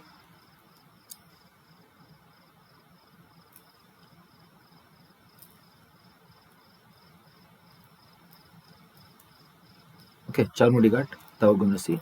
ಮಂಗಳೂರು ಟು ನಾವು ಈ ರೀತಿ ಸಕಲೇಶ್ಪುರ ಅಂತ ಬರೆದಿರ್ತೀನಿ. ಹಾಸನ ಸಕಲೇಶ್ಪುರದ ಕಡೆಗೆ ಸಂಪರ್ಕ ಒದಗಿಸದೆ ಚಾರ್ಮುಡಿ ಘಾಟ್. ಈ ರೀತಿ ಬಿಸ್ಲೆ ಘಾಟ್, ಕುಕ್ಕೆ ಸುಬ್ರಹ್ಮಣ್ಯ, ಸೋಮವಾರಪೇಟೆ ಕಡೆಗೆ. ಹಂಗೆ ಚಾರ್ಮುಡಿ ಘಾಟ್ ಗಮನಿಸಿ, ಮಂಗಳೂರು ಮತ್ತು ಸಕಲೇಶ್ಪುರದ ಕಡೆಗೆ. ಇಂಪಾರ್ಟೆಂಟ್ ಘಾಟ್ಗಳು ಕೂಡ ನಾನು ಹೇಳಿದ್ದೀನಿ. ನಮ್ಮ ಪಶ್ಚಿಮ ಘಟ್ಟಗಳಲ್ಲಿ ಬರುವಂಥ ಮುಖ್ಯ ಕಣಿವೆಗಳು ಮತ್ತು ಘಾಟ್ಗಳು ಹೇಳಿದ್ದೀನಿ. ಹಾಗೆ ಪೂರ್ವ ಘಟ್ಟಗಳ ಬಗ್ಗೆನೂ ನಾವು ನೋಡೋಣ. ಅದಕ್ಕಿಂತ ಮುಂಚೆ ತಾವು ಇಲ್ಲಿ ಗಮನಿಸಿ, ನಮ್ಮ ಪಶ್ಚಿಮ ಘಟ್ಟಗಳಿರುವಂಥ ಮುಖ್ಯ ಜಲಪಾತಗಳು. ಜೋಗ್ ಜಲಪಾತ ತಾವೆಲ್ಲರಿಗೂ ಗೊತ್ತಿದೆ, ಶರಾವತಿ ನದಿ ಮೇಲೆ. ನಾ ಹೇಳಿದ್ನಲ್ಲ, ಈ ಕಡೆ ಪಶ್ಚಿಮಕ್ಕೆ ಇರುವಂಥ ತುಂಬ ಇಳಿಜಾರಿರುವಂಥ ಪ್ರದೇಶ. ಇಲ್ಲಿ ಶರಾವತಿ ಮೇಲೆ ಲಿಂಗನಮಕ್ಕಿ ಜಲಾಶಯದಿಂದ ನದಿ ಬಂದಾಗ ಹೊರಗಡೆ ಅದರಿಂದ ಜಲಪಾತಗೊಂಡು ಅದು ನದಿ ಕರಾವಳಿ ಮೈದಾನದಲ್ಲಿ ಹರಿದು ಹೊನ್ನಾವರದ ಹತ್ರ ಹೋಗಿ ಸಮುದ್ರ ಸೇರುತ್ತೆ. ಅದು ಶರಾವತಿ. ಇದು ಶಿವಮೊಗ್ಗ ಜಿಲ್ಲೆಯಲ್ಲಿ ಜಲಪಾತ ನೋಡ್ಬೋದು ನಾವು. 253 ಮೀಟರ್ ಎತ್ತರ ಇದೆ. ಹಾಗೆ ಗೋಕಾಕ್ ಜಲಪಾತ ತಾವೆಲ್ಲರೂ ನೋಡಿ, ಘಟಪ್ರಭಾ ನದಿ ಮೇಲೆ ಬೆಳಗಾವಿ 52 ಮೀಟರ್, ಅದನ್ನ ಚಿತ್ರ ನೋಡ್ಬೋದು. ಹಂಗೆ ನಾವು ದೂದ್ ಸಾಗರ್ ಜಲಪಾತ ಗೊತ್ತಿದೆ ಎಲ್ಲರಿಗೂ, ಮಾಂಡೋವಿ ನದಿ ಮೇಲೆ. ಸೊ ಗೋವಾ ಕರ್ನಾಟಕದಲ್ಲಿ ನೋಡ್ಬೋದು ನಾವು. ಬೆಳಗಾವಿಯಿಂದ ನೀವೇನಾದ್ರು ವಾಸ್ಕೋಡಗಾಮದಲ್ಲಿ ಕಡೆಗೆ ರೈಲ್ವೆ ರೂಟಲ್ಲಿ ಹೋದ್ರೆ ತಮಗೆ ಇಲ್ಲಿ ಸಿಗುತ್ತೆ. 310 ಮೀಟರ್ ಎತ್ತರ ಇದೆ. ದೂದ್ ಸಾಗರ್ ಅಂತ ಏನು ಕರೀತಾರೆ ಅಂದ್ರೆ ಹಾಲಿನ ರೀತಿ ಕಾಣುತ್ತೆ. ಓಕೆ, ಸೊ ತಾವು ಇಲ್ಲಿ ಹಂಗೆ ನಮ್ಮ ಕಾವೇರಿ ನದಿ ಮೇಲಿರುವಂತಹ ಶಿವನ ಸಮುದ್ರಂನಲ್ಲಿ ಗಗನಚುಕ್ಕಿ ಬರಚುಕ್ಕಿ ಬಗ್ಗೆ ನೋಡಿ ಸ್ನೇಹಿತರೆ. ಗಗನಚುಕ್ಕಿಯಿಂದ ಬರಚುಕ್ಕಿಗೆ 15 ಕಿಲೋಮೀಟರ್ ಅಂತರ ಇದೆ. ಆಕ್ಚುಲಿ ಎಲ್ಲರೂ ಒಂದೇ ಚಿತ್ರದಲ್ಲಿ ಇದೆ ಅಂತ ಅನ್ಕೊಂಡಿದ್ದಾರೆ, ತಪ್ಪು. ಗಗನಚುಕ್ಕಿನಲ್ಲಿ ಏನಿದೆ ಶಿವನ ಸಮುದ್ರಂ, ಅದರಿಂದ ಸ್ವಲ್ಪ ಮುಂದೆ ಹೋಗ್ತಿದ್ದಂಗೆ ಬರಚುಕ್ಕಿ ಬರುತ್ತೆ. ಸೊ ಶಿವನ ಸಮುದ್ರಂ ಅಲ್ಲಿ ಕಾವೇರಿ ನದಿ ಮೇಲಿರುವಂಥ ಮಳವಳ್ಳಿ ಭಾಗ ಮಂಡ್ಯದಲ್ಲಿ ಗಗನಚುಕ್ಕಿ ಬರುತ್ತೆ. ಅದಾಗಿ ಸ್ವಲ್ಪ ಮುಂದೆ ಹೋಗಿ ಚಾಮರಾಜನಗರದಲ್ಲಿ ಬರಚುಕ್ಕಿ ಬರುತ್ತೆ. ಓಕೆ, ಸೊ ಇದನ್ನ ಬ್ಲಫ್ ಅಂತಲೂ ಕರೀತಾರೆ. ಓಕೆ, ಮುಂದಿನ ತರಗತಿಯಲ್ಲಿ ನಾನು ಹೇಳ್ತೀನಿ ಏನಕ್ಕೆ ಬ್ಲಫ್ ಅಂತ ಕರೀತಾರೆ ಅಂತ. ಅಲ್ಲಿವರೆಗೂ ತಪ್ಪದೆ ವೀಕ್ಷಿಸಿ. ಹೊಗೇನಕಲ್ ಜಲಪಾತ ನೋಡಿ, ಮತ್ತೆ ಕಾವೇರಿ ನದಿ ಮೇಲೆ ಕರ್ನಾಟಕ ತಮಿಳುನಾಡು ಗಡಿ ನೋಡಿ ಯಾವ ರೀತಿ ಎತ್ತರವಾದ ಪ್ರದೇಶದಿಂದ ಇಳಿತಾ ಇದೆ ನೋಡಿ. ತಮ್ಮೆಲ್ಲರಿಗೂ ಒಂದು ವಿಷಯ ಗಮನದಲ್ಲಿರಲಿ, ಕರ್ನಾಟಕ ಎತ್ತರವಾದ ಪ್ರದೇಶ, ಕರ್ನಾಟಕ ಎತ್ತರವಾದಂಥ ಪ್ರಸ್ಥಭೂಮಿ. ಇಲ್ಲಿ ನಮ್ಮಲ್ಲಿ ನದಿಗಳು ಹುಟ್ಟಿ ಬೇರೆ ಕಡೆಗೆ ಹರಿಯುತ್ತೆ ನೋಡಿ. ಎಲ್ಲ ಇಳಿತಾ ಇದೆ, ಬೆಟ್ಟದಿಂದ ಇಳಿತಾ ಇದೆ, ಪ್ರಸ್ಥಭೂಮಿಯಿಂದ ಇಳಿತಾ ಇದೆ. ಅದನ್ನು ಗಮನಿಸ್ಬೇಕು ತಾವೆಲ್ಲರೂ. ಓಕೆ, ತಮಿಳುನಾಡು ಕಡೆಗೆ ಹೋಗುವಾಗ ಈ ಜಲಪಾತಗಳು ಕಂಡುಬರುತ್ತೆ. ಹಂಗೆ ಗೋವಾ ಕಡೆಗೆ ಹೋಗುವಾಗ ನಮಗೆ ಜಲಪಾತಗಳು ಬರುತ್ತೆ. ಕರಾವಳಿ ಕಡೆಗೆ ಹೋಗ್ಬೇಕಾದ್ರೆ ಜಲಪಾತಗಳು ಬರುತ್ತೆ, ಗಮನಿಸಿ. ನೆಕ್ಸ್ಟ್ ಪೂರ್ವಘಟ್ಟಗಳನ್ನು ಗಮನಿಸಿ. ಪೂರ್ವಘಟ್ಟಗಳನ್ನ ಪೂರ್ವಾದ್ರಿ ಅಂತ ಕರೀತಾರೆ. ಇದು ಮಡಿಕೆ ಪರ್ವತ, ಪುರಾತನ ಮಡಿಕೆ ಪರ್ವತ. ಅದತ್ರ ಹೇಳಿದ್ನಲ್ಲ 320 ದಶಲಕ್ಷ ವರ್ಷಗಳಿಂದ ಎಂದು 540 ದಶಲಕ್ಷ ವರ್ಷಗಳವರೆಗೂ ನಾವು ಇದನ್ನ ಆಗಿರ್ಬೋದು ಅಂತೇಳಿ ಕರಿತೇವೆ. ಇದು ಮಹಾನದಿಯಿಂದ ಹಿಡಿದು ನೀಲಗಿರಿ ಪರ್ವತದವರೆಗೂ ಬರುತ್ತೆ. ಇಲ್ಲಿ ಮಹಾನದಿ ತೀರ ಇದೆ ನೋಡಿ, ಇಲ್ಲಿ ಮಹಾನದಿ ಒಡಿಸ್ಸಾದಲ್ಲಿ, ಅಲ್ಲಿಂದ ಹಿಡಿದು ತಮಿಳುನಾಡುವರೆಗೂ ಬರುತ್ತೆ. ಓಕೆ, ಇದು ಸತತವಾಗಿಲ್ಲ, ಮಧ್ಯದಲ್ಲಿ ಬಿರುಕುಗಳಿದೆ, ಯಾಕಂದ್ರೆ ನದಿಗಳ ಭೇದಿಸಿರೋದ್ರಿಂದ. ಓಕೆ, ಒಡಿಸ್ಸಾದಿಂದ ಶುರುವಾಗಿ ಛತ್ತೀಸ್ಗಢ, ಆಂಧ್ರ, ತೆಲಂಗಾಣ, ಕರ್ನಾಟಕ, ತಮಿಳುನಾಡಿನಲ್ಲಿ ನಾವು ನೋಡ್ಬೋದು. ಸರಾಸರಿ ಎತ್ತರ 600 ಮೀಟರ್. ಓಕೆ, ಸೊ ಮುಖ್ಯ ಶ್ರೇಣಿಗಳು ನೋಡಿ, ಮಹೇಂದ್ರಗಿರಿ, ನಲಮಲ ಮತ್ತು ಪಾಲ್ಕೊಂಡ, ವೆಲಿಕೊಂಡ, ತಿರುಮಲ ಮತ್ತು B R hills, Male Madeshwara hills, ಜವಡಿ Shivraj, ಇದೆಲ್ಲ ನಮಗೆ ಇರುವಂತಹ ಶಿಖರಗಳು ಮತ್ತು ಶ್ರೇಣಿಗಳು. ಮುಖ್ಯವಾಗಿ ಪೂರ್ವಘಟ್ಟಗಳ ಅತಿ ಎತ್ತರದ ಶಿಖರ ಜಿಂದಾಗಢ ಮತ್ತು ಅರಮಕೊಂಡ. ಇಲ್ಲಿ ನೋಡಿ, ಜಿಂದಾಗಢ ಮತ್ತು ಅರಮಕೊಂಡ ಶಿಖರಗಳು ಅತಿ ಎತ್ತರದ ಶಿಖರಗಳು. ಈಸ್ಟರ್ನ್ ಘಾಟ್ಸ್ ಎತ್ತರದ ಶಿಖರಗಳು ಪುಸ್ತಕಗಳಲ್ಲಿ ಮಹೇಂದ್ರಗಿರಿ ಮತ್ತು ಮಲಯಗಿರಿ ಅಂತ ಕೊಟ್ಟಿದ್ದಾರೆ. ಅದು ತಪ್ಪು. ಮಹೇಂದ್ರಗಿರಿ 1500 ಮೀಟರ್ ಬರುತ್ತೆ. ಮಹೇಂದ್ರಗಿರಿ ಶಿಖರ ನಿಮ್ಮ ಪುಸ್ತಕದಲ್ಲಿ ಇರೋದನ್ನ ನಾವು ಇವಾಗ ಚೇಂಜ್ ಆಗಿದೆ. ಮಹೇಂದ್ರಗಿರಿ 1500 ಮೀಟರ್ ಇದೆ. ಇದು ನೋಡಿ, ಜಿಂದಾಗಢ ಕರೆಕ್ಟ್ ಆಗಿದೆ, 1690 1690. ಅರಮಕೊಂಡ 1680. ಎಲ್ಲಿ ಬರುತ್ತಿದ್ದು? ಆಂಧ್ರದಲ್ಲಿದೆ. ಆಂಧ್ರದ ಮತ್ತು ಒಡಿಸ್ಸಾ ಬಾರ್ಡರ್ ಅಲ್ಲಿ ಅరకు ವ್ಯಾಲಿ ಪ್ರದೇಶದಲ್ಲಿ ಸಿಗುತ್ತೆ ಸ್ನೇಹಿತರೆ. ಆಂಧ್ರ ಪ್ರದೇಶನ ಅరకు ವ್ಯಾಲಿ ಭಾಗದಲ್ಲಿ ನಮಗಿದು ಸಿಗುತ್ತೆ, ತಾವು ಗಮನಿಸಿ. ಸೊ ಸ್ವಲ್ಪ ತುಂಬಾ ದೊಡ್ಡ ಪ್ರದೇಶ ಇದು. ನಮ್ಮ ಇಡೀ ಭೂಸ್ವರೂಪ ವಲಯಗಳಲ್ಲಿ ಪರ್ಯಾಯ ಪ್ರಸ್ಥಭೂಮಿಯೇ ಅತಿ ದೊಡ್ಡದು. ಅದಕ್ಕೆ ನಾವು ಈ ಕ್ಲಾಸ್ನ ನೋಡಿ ಹಲವಾರು ಚಿತ್ರಗಳನ್ನ ತೋರಿಸಿದ್ದೀನಿ, ಹಲವಾರು ವಿಡಿಯೋಗಳನ್ನ ತೋರಿಸಿದ್ದೀನಿ. ಚಿಕ್ಕ ಚಿಕ್ಕ ಲಾವಾ ಯಾವ ರೀತಿ ಬರುತ್ತೆ ಅಂತೇಳಿ ಅದನ್ನೆಲ್ಲ ಗಮನಿಸಿ ಸ್ನೇಹಿತರೆ. ಸ್ವಲ್ಪ ಲೆಂತಿ ಆಗಿದೆ ಕ್ಲಾಸ್ ಇವತ್ತು, ತಾವು ಇದನ್ನೆಲ್ಲ ಗಮನಿಸಬೇಕು, ಇರುವಂಥ ಮಾಹಿತಿನ ಗಮನಿಸಬೇಕು. ಓಕೆ, ತಾವೆಲ್ಲ ಇದನ್ನು ಓದ್ಬೇಕಾದ್ರೆ ಒಂದು ಅಟ್ಲಸ್ ಇಟ್ಕೊಳ್ಳಿ, ಸುಲಭ ಆಗುತ್ತೆ. ನಾವು ಇದನ್ನೆಲ್ಲ ಬರ್ತಿದ್ದೀವಿ ಸ್ನೇಹಿತರೆ. ಈಗ ನೋಡಿ, ಪಶ್ಚಿಮ ಘಟ್ಟಗಳು ಮತ್ತು ಪೂರ್ವಘಟ್ಟಗಳು ಒಟ್ಟಿಗೆ ನೋಡಿದಾಗ ಯಾವ ರೀತಿ ಕಾಣುತ್ತೆ ನೋಡೋಣ. ಇದು ಪಶ್ಚಿಮ ಘಟ್ಟ, ಇದು ಪೂರ್ವಘಟ್ಟ, ಮಧ್ಯದಲ್ಲಿರೋದೆ ಕರ್ನಾಟಕ ಪ್ಲಾಟ್ಯೂ. ಅದನ್ನ ನಾನು ಕರ್ನಾಟಕ ಬೆಂಗಳೂರು ಪ್ಲಾಟ್ಯೂ ಅಂತ ಕರಿತೀನಿ. ಓಕೆ, ಅದರಿಂದ ಹೇಳಿದ್ರೆ ಈ ಕಡೆ ಪಶ್ಚಿಮ ಕರಾವಳಿ ಮೈದಾನ. ಇಲ್ಲಿ ನೋಡಿ, ವೆಸ್ಟರ್ನ್ ಕೋಸ್ಟಲ್ ಪ್ಲೇನ್. ಇದು ಮಂಗಳೂರು, ನಮ್ಮ ಮಂಗಳೂರು ಅಂತ ಕರೆಯೋಣ, ಮಂಗಳೂರು. ಹಂಗೆ ಈ ರೀತಿ ಬಂದು ಬೆಂಗಳೂರು ಅಂತ ಕರೆಯೋಣ, ಇದನ್ನ ಬೆಂಗಳೂರು. ಹಂಗೆ ಇಲ್ಲಿ ಬಂದು ಚೆನ್ನೈ ಅಂತ ಕರೆಯೋಣ. ನೋಡಿ, ಪೂರ್ವಘಟ್ಟಗಳು ಚೆನ್ನೈ. ನೀವೆಲ್ಲರೂ ಗಮನಿಸಿದ್ರೆ ನಿಮ್ಮ ಚಿತ್ರದಲ್ಲಿ ಭಾರತದಲ್ಲಿ ಈ ರೀತಿ ನಕಾಶೆಯನ್ನು ನೋಡಿದಾಗ ಬೆಂಗಳೂರು, ಚೆನ್ನೈ ಮತ್ತು ಮಂಗಳೂರು ಆಲ್ಮೋಸ್ಟ್ ಒಂದೇ ರೇಖಾಂಶದಲ್ಲಿ ಬರ್ತಾವೆ ಸ್ನೇಹಿತರೆ. ನೀವು ನೋಡಿದೆ ಚಿತ್ರ ನೋಡಿ, ಆಲ್ಮೋಸ್ಟ್ ಒಂದೇ ರೇಖಾಂಶದಲ್ಲಿ ಇದ್ದಾವೆ. ಮಂಗಳೂರು, ಬೆಂಗಳೂರು, ಚೆನ್ನೈ. ಅದನ್ನು ನಾನು ತೋರಿಸ್ತಾ ಇದ್ದೀನಿ ನೋಡಿ. ಮಂಗಳೂರು ಎಲ್ಲಿದೆ? ಸಾಗರ ಮಟ್ಟದಲ್ಲಿದೆ. ಇಲ್ಲಿ ಚೆನ್ನೈ ಕೂಡ ಸಾಗರ ಮಟ್ಟದಲ್ಲಿದೆ. ಬೆಂಗಳೂರು ನೋಡಿ ಎತ್ತರ ಇದೆ, ಸಾಗರ ಮಟ್ಟದಿಂದ ಎತ್ತರ ಇದೆ. ಎಷ್ಟು ಮೀಟರ್ ಎತ್ತರ ಇದೆ? ಹತ್ತಿರ 920 metres above sea level. Above sea level, ಸಾಗರ ಮಟ್ಟದಿಂದ 920 ಮೀಟರ್ಸ್ ಬ್ಯಾಂಗ್ಳೂರ್ ಎತ್ತರ ಇದೆ. ಅದನ್ನು ಗಮನಿಸಿ. ಇಲ್ಲಿ ನೋಡಿ ಎಷ್ಟು ಇಳಿಜಾರಿದೆ ನೋಡಿ, ಅದಕ್ಕೆ ಇದನ್ನು ನಾವು ವೆಸ್ಟರ್ನ್ ಘಾಟ್ ಅಂತ ಕರೆದಿದ್ದು. ಇಲ್ಲಿ ನೋಡಿ ಎಷ್ಟು ಇಳಿಜಾರಿದೆ, ಈಸ್ಟರ್ನ್ ಘಾಟ್ ಅಂತ ಕರೆದಿದ್ದು. ಅದಕ್ಕೇನೆ ಪೂರ್ವಕ್ಕೆ ಇಳಿಜಾರಿದೆ, ಇಲ್ಲಿ ಪಶ್ಚಿಮಕ್ಕೆ ಇಳಿಜಾರಿದೆ. ಸೊ ತಾವೆಲ್ಲರಿಗೂ ಇವಾಗ ಒಂದು ವಿಷಯ ಹೇಳ್ತೀನಿ ನೋಡಿ. ನೀವೇನಾದ್ರು ಬ್ಯಾಂಗ್ಳೂರ್ ಕಡೆಯಿಂದ ಚಾಮರಾಜನಗರಕ್ಕೆ ಹೋಗಿ, ಚಾಮರಾಜನಗರದಿಂದ ನೀವೇನಾದ್ರು ಈ ರೀತಿ ತಮಿಳುನಾಡು ಕಡೆಗೆ ಹೋದ್ರೆ, ಓಕೆ, ಸೊ ಚಾಮರಾಜನಗರದಿಂದ ಬನ್ನಾರಿ ಅಮ್ಮನ್ ದೇವಸ್ಥಾನ ಅಂತ ಬರುತ್ತೆ. ಬನ್ನಾರಿ ಅಮ್ಮನ್ ಘಾಟ್ ಅಂತ ಕರೀತಾರೆ. ಆ ಬನ್ನಾರಿ ಅಮ್ಮನ್ ದೇವಸ್ಥಾನಕ್ಕೆ ಹೋಗ್ಬೇಕಾದ್ರೆ ಈ ಥರ ಘಾಟ್ ಇಳಿಬೇಕು ನೀವು. ಇಲ್ಲಿ ಬರುತ್ತೆ ದೇವಸ್ಥಾನ, ಬನ್ನಾರಿ ಅಮ್ಮನ ದೇವಸ್ಥಾನ ಅಂತ ಕರಿತೀವಿ ನಾವು. ಇಲ್ಲಿದೆ. ಸೊ ಅದ್ರಲ್ಲಿ ಹೋಗಿ ಸಿಗುತ್ತೆ ನಿಮಗೆ ಈ ಘಾಟ್, ಅದನ್ನು ಗಮನಿಸಿ. ಹಂಗೆ ನೀವು ಈ ಕಡೆ ಆಗುಂಬೆ ಘಾಟ್ ಇಂದ ಹೇಳಿದ್ರೆ ನಿಮ್ಗೆ ಈ ಕಡೆ ಉಡುಪಿ ಮತ್ತು ಈ ಕಡೆ ಹೋಗ್ಬೋದು. ಇಲ್ಲಾಂದ್ರೆ ನೀವು ಈ ಕಡೆ ಬಂದು ಲೈಕ್ ನಾ ಹೇಳಿದ್ನಲ್ಲ ಸಕಲೇಶ್ಪುರ ಮಂಗಳೂರು ರೂಟ್ ಹೋದ್ರೆ ನಿಮ್ಗೆ ಈ ಥರ ಘಾಟ್ ಸಿಗುತ್ತೆ. ಘಾಟಿಂದ ಇಳಿದು ಮಂಗಳೂರು ಕಡೆ ಬರ್ಬೋದು ನೀವು. ಓಕೆ, ಸೊ ಇದನ್ನು ಗಮನಿಸಿ ಸ್ನೇಹಿತರೆ. ಪಶ್ಚಿಮ ಕರಾವಳಿ ಮೈದಾನ, ಪೂರ್ವ ಕರಾವಳಿ ಮೈದಾನ ಯಾವ ರೀತಿ ಕಾಣುತ್ತೆ ನಿಮಗೆ ಅಂತ. ಸೊ ಇಲ್ಲಿ ಹುಟ್ಟ ನದಿಗಳೆಲ್ಲ ಹೋಗ್ತವೆ ನೀವು ಗಮನಿಸಿ ಈಗ. ಸೊ ನಮ್ಮ ಕರ್ನಾಟಕದಲ್ಲೇ ಹುಟ್ಟ ನದಿಗಳು ಕಾವೇರಿನೇ ತಗೊಳ್ಳಿ. ಕಾವೇರಿ ನದಿ ಎಲ್ಲಿ ಹೋಗುತ್ತೆ? ಇಂತಾನೆ ಹೋಗುತ್ತೆ. ಯಾಕಂದ್ರೆ ಅದು ಹುಟ್ತಾ ಇರೋದಲ್ಲಿ ಬೆಟ್ಟಗುಡ್ಡ ಪ್ರದೇಶದಲ್ಲಿ ಈ ಕಡೆ ಹುಟ್ತಾ ಇದೆ, ಇಳಿಜಾರಿ ಹಿಂಗಿದೆ. ಇಳಿಜಾರು ಹಿಂಗಿದೆ, ಹಿಂಗೆ ಹೋಗುತ್ತೆ. ಇಲ್ಲಿ ಹುಟ್ಟ ನದಿಗಳು, ಬೆಟ್ಟಗುಡ್ಡ ಪ್ರದೇಶ, ಇಲ್ಲಿ ಹುಟ್ಟ ನದಿಗಳು ಈ ಕಡೆ ಹೋಗುತ್ತೆ, ಸರಿನಲ್ಲ? ಸೊ ಪಶ್ಚಿಮ ಘಟ್ಟಗಳು ಏನಾಗುತ್ತೆ, ಜಲ ವಿಭಾಜಕವಾಗಿ ನಮಗೆ ಕಾರ್ಯನಿರ್ವಹಿಸ್ತವೆ. ಜಲ ವಿಭಾಜಕ ಅಂದರೆ ಇಲ್ಲಿ ಮಳೆ ಆಗ ನೀರೆಲ್ಲ ಈ ಕಡೆಗೆ, ಇಲ್ಲಿ ಮಳೆ ಆಗ ನೀರೆಲ್ಲ ಈ ಕಡೆಗೆ. ಸೊ ಜಲ ವಿಭಾಜಕ, ವಾಟರ್ ಡಿವೈಡ್.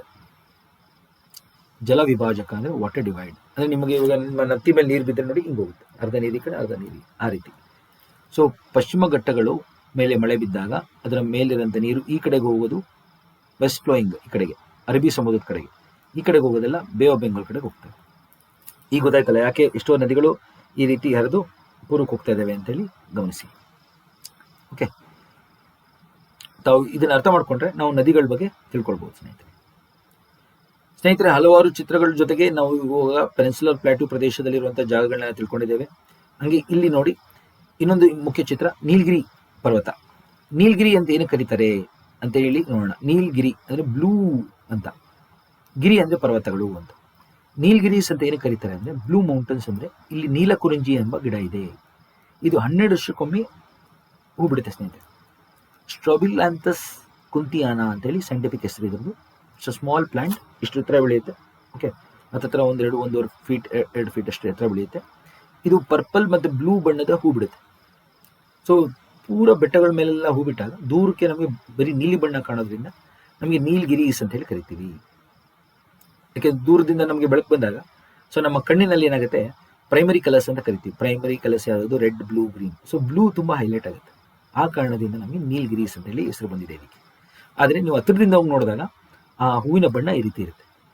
ಓಕೆ, ಸ್ವಲ್ಪ ಪರ್ಪಲ್ ಬ್ಲೂ ಬಣ್ಣ ಇರುತ್ತೆ. Okay, it's a small shrub ಸ್ನೇಹಿತರೆ, ಚಿಕ್ಕ ಗಿಡ, ಪಶ್ಚಿಮ ಘಟ್ಟಗಳಲ್ಲಿ ಬೆಳೆಯುತ್ತೆ. ಇಳಿಜಾರಿನಲ್ಲಿ 12 ವರ್ಷಕ್ಕೊಮ್ಮೆ ಹೂ ಬಿಡುತ್ತೆ. ವಿವಿಧ ಭಾಗಗಳಲ್ಲಿ ಕೆಲವು ದಿವಸಗಳಿಂದ ಈ ಥರ ಚಿಕ್ಕಮಗಳೂರು ಕಡೆ ಮತ್ತು ಮಡಿಕೇರಿನಲ್ಲೆಲ್ಲ ಈ ಥರ ಹೂ ಬಿಟ್ಟಿತ್ತು. ಹಂಗೆ ಕೇರಳ ಭಾಗದಲ್ಲಿ, ತಮಿಳುನಾಡು ಭಾಗದಲ್ಲಿ ಬೇರೆ ಬೇರೆ ಸಮಯದಲ್ಲಿ ಇದು ಹೂ ಬಿಡುತ್ತೆ. ಇದನ್ನು ನೀವು ಗಮನಿಸಬೇಕು. ಸೊ ಈಗ ಹಲವಾರು ಮುಖ್ಯ ನದಿಗಳಿದೆ, ಅದನ್ನು ನಾವು ಇಲ್ಲಿ ಚಿತ್ರದಲ್ಲಿ ಕಾಣ್ಬೋದು.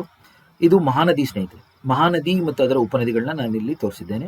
ಮುಂದಿನ ತರಗತಿ ನಮ್ಮ ಪೆನಿನ್ಸುಲರ್ ಭಾಗದ ನದಿಗಳು, ಅದಕ್ಕೆ ನಾನು ಇಲ್ಲಿ ಒಂದು ಚಿಕ್ಕದಾಗಿ ತಮಗೆ ಇಲ್ಲಿ ತೋರಿಸ್ತಾ ಇದ್ದೇನೆ. ಮುಂದಿನ ತರಗತಿ ಯಾವ ರೀತಿ ಇರುತ್ತೆ ಅಂತ. ಯಾಕೆಂದರೆ ಈ ತರಗತಿನಲ್ಲಿ ನಾವು ನದಿಗಳು ವಿಚಾರಣೆ ಮಾಡೋಕೆ ಹೋದಾಗ ತುಂಬ ದೊಡ್ಡ ತರಗತಿ ಆಗುತ್ತೆ. ಆ ಕಾರಣದಿಂದ ತಾವು ಇಲ್ಲಿ ಗಮನಿಸಿ, ಇದನ್ನು ನಾವು ಮುಂದಿನ ತರಗತಿಯಲ್ಲಿ ಗಮನಿಸ್ಬೋದು. ಮಹಾನದಿ ತೋರಿಸಿದ್ದೇನೆ. ಹಂಗೆ ಇಲ್ಲಿ ನೋಡಿ ಗೋದಾವರಿ, ಯಾವ ರೀತಿ ನಾನು ನದಿಗಳು ಮತ್ತು ಅದರ ಉಪನದಿಗಳನ್ನ ತೋರಿಸ್ತಾ ಇದ್ದೀನಿ ನೋಡಿ, ಅದು ಜಲನಯನ ಪ್ರದೇಶ, ತಾವಿಲ್ಲಿ ಗಮನಿಸಬೇಕು. ಹಂಗೆ ಗೋದಾವರಿ ಉಪನದಿಗಳನ್ನೆಲ್ಲ ನಾನು ಮೆನ್ಷನ್ ಮಾಡಿದ್ದೀನಿ ನೋಡಿ. ಇಲ್ಲಿ ಇಂದ್ರಾವತಿ ಆಗಿರ್ಬೋದು, ವೇನ್ಗಂಗಾ, ವಾರ್ಧಾ, ಪೆನ್ಗಂಗಾ, ಮಂಜಿರಾ, ಅದನ್ನೆಲ್ಲ ನೋಡಿ ಸ್ನೇಹಿತರೆ. ಹಂಗೆ ಇಲ್ಲಿ ಕೃಷ್ಣ ನೋಡಿ, ಭೀಮಾ, ಕೊಯ್ನಾ, ಘಟಪ್ರಭಾ, ಮಲಪ್ರಭಾ, ತುಂಗಭದ್ರಾ, ಕರೆಕ್ಟ್, ಅದರದ್ದೆಲ್ಲ ಉಪನದಿಗಳನ್ನ ನಾವೆಲ್ಲಿ ನೋಡ್ಬೋದು. ಹಂಗೆ ನೋಡಿ ಪೆನ್ನರು ನದಿ ಏನಿದೆ, ನಂದಿ ಬೆಟ್ಟದಿಂದ ಹುಟ್ಟಿ ಅದು ಬೇ ಆಫ್ ಬೆಂಗಾಲ್ ಹರಿಯುವ ನದಿ, ಆದರೂ ಸಹ ಇಲ್ಲಿ ಕಾಣ್ಬೋದು. ಇಲ್ಲಿ ನೋಡಿ ಸ್ನೇಹಿತರೆ, ಯಾವ ರೀತಿ ಕಾವೇರಿ ನದಿ ಮತ್ತು ಅದರ ಉಪನದಿಗಳನ್ನ ಸಹ ತಾವು ನೋಡ್ಬೋದು. ಇಲ್ಲಿ ಹೇಮಾವತಿ ಆಗಿರ್ಬೋದು, ಅರ್ಕಾವತಿ ಆಗಿರ್ಬೋದು, ಲಕ್ಷ್ಮಣ ತೀರ್ಥ, ಕಬಿನಿ, ಭವಾನಿ, ನೋಯಲ್, ಕರೆಕ್ಟ್, ಅದರೆಲ್ಲ ಉಪನದಿಗಳು, ಅಮರಾವತಿ, ಅದರದೆಲ್ಲ ತಾವು ಇಲ್ಲಿ ಕಾಣ್ಬೋದು. ಓಕೆ, ಅದರ ಜಲನಯನ ಪ್ರದೇಶ ಕೂಡ ಇಲ್ಲಿ ನೋಡ್ಬೋದು ನೀವು. ಸೊ ಸ್ನೇಹಿತರೆ, ಪೆನಿನ್ಸುಲರ್ ಪ್ಲಾಟ್ಯೂ ಪರ್ಯಾಯ ಪ್ರಸ್ಥಭೂಮಿ ಬಗ್ಗೆ ತಿಳ್ಕೊಂಡ್ರಿ. ಅದರಲ್ಲಿರುವಂಥ ಮುಖ್ಯ ಅಂಶಗಳು, ಅದರ ಉಪಯೋಗಗಳೇನಿದೆ ನಮಗೆ ಅಂತ ಕೂಡ ನಾವು ಆಲ್ರೆಡಿ ನೋಡಿದ್ವಿ. ತಾವೆಲ್ಲರೂ ಇದನ್ನು ತಪ್ಪದೇ ಮತ್ತೆ ವೀಕ್ಷಿಸಿ, ಇದರ ಮೇಲೆ ನೋಟ್ಸ್ನ ಮಾಡಿ, ಅಟ್ಲಸ್ನ ನೋಡಿ, ಮತ್ತು ಮುಂದಿನ ತರಗತಿಯಲ್ಲಿ ನಾನು ನದಿಗಳ ಜೊತೆಗೆ ಇನ್ನೂ ಹಲವಾರು ಪ್ರಶ್ನೆಗಳನ್ನ ತಗೊಂಡು ಬರ್ತೇವೆ ಸ್ನೇಹಿತರೆ. ಸೊ ಹಲವಾರು ಸ್ಪರ್ಧಾತ್ಮಕ ಪರೀಕ್ಷೆಗಳಲ್ಲಿ ಭೂಗೋಳಶಾಸ್ತ್ರ ಮತ್ತು ಪರಿಸರ ಶಾಸ್ತ್ರದ ಮೇಲೆ ಹತ್ತಿರ 30 ಪ್ರಶ್ನೆಗಳು ಬರುತ್ತೆ 100ಕ್ಕೆ. ತಾವೆಲ್ಲರೂ ಈ ತರಗತಿಗಳಲ್ಲಿ ಅದನ್ನು ತಿಳಿದ್ರೆ ತಮಗೆ ಎಲ್ಲ ಪರೀಕ್ಷೆಗಳಿಗೂ ಸಹಾಯ ಆಗುತ್ತೆ. ತಪ್ಪದೇ ಇದನ್ನು ವೀಕ್ಷಿಸಿ ಸ್ನೇಹಿತರೆ. ಹಲವಾರು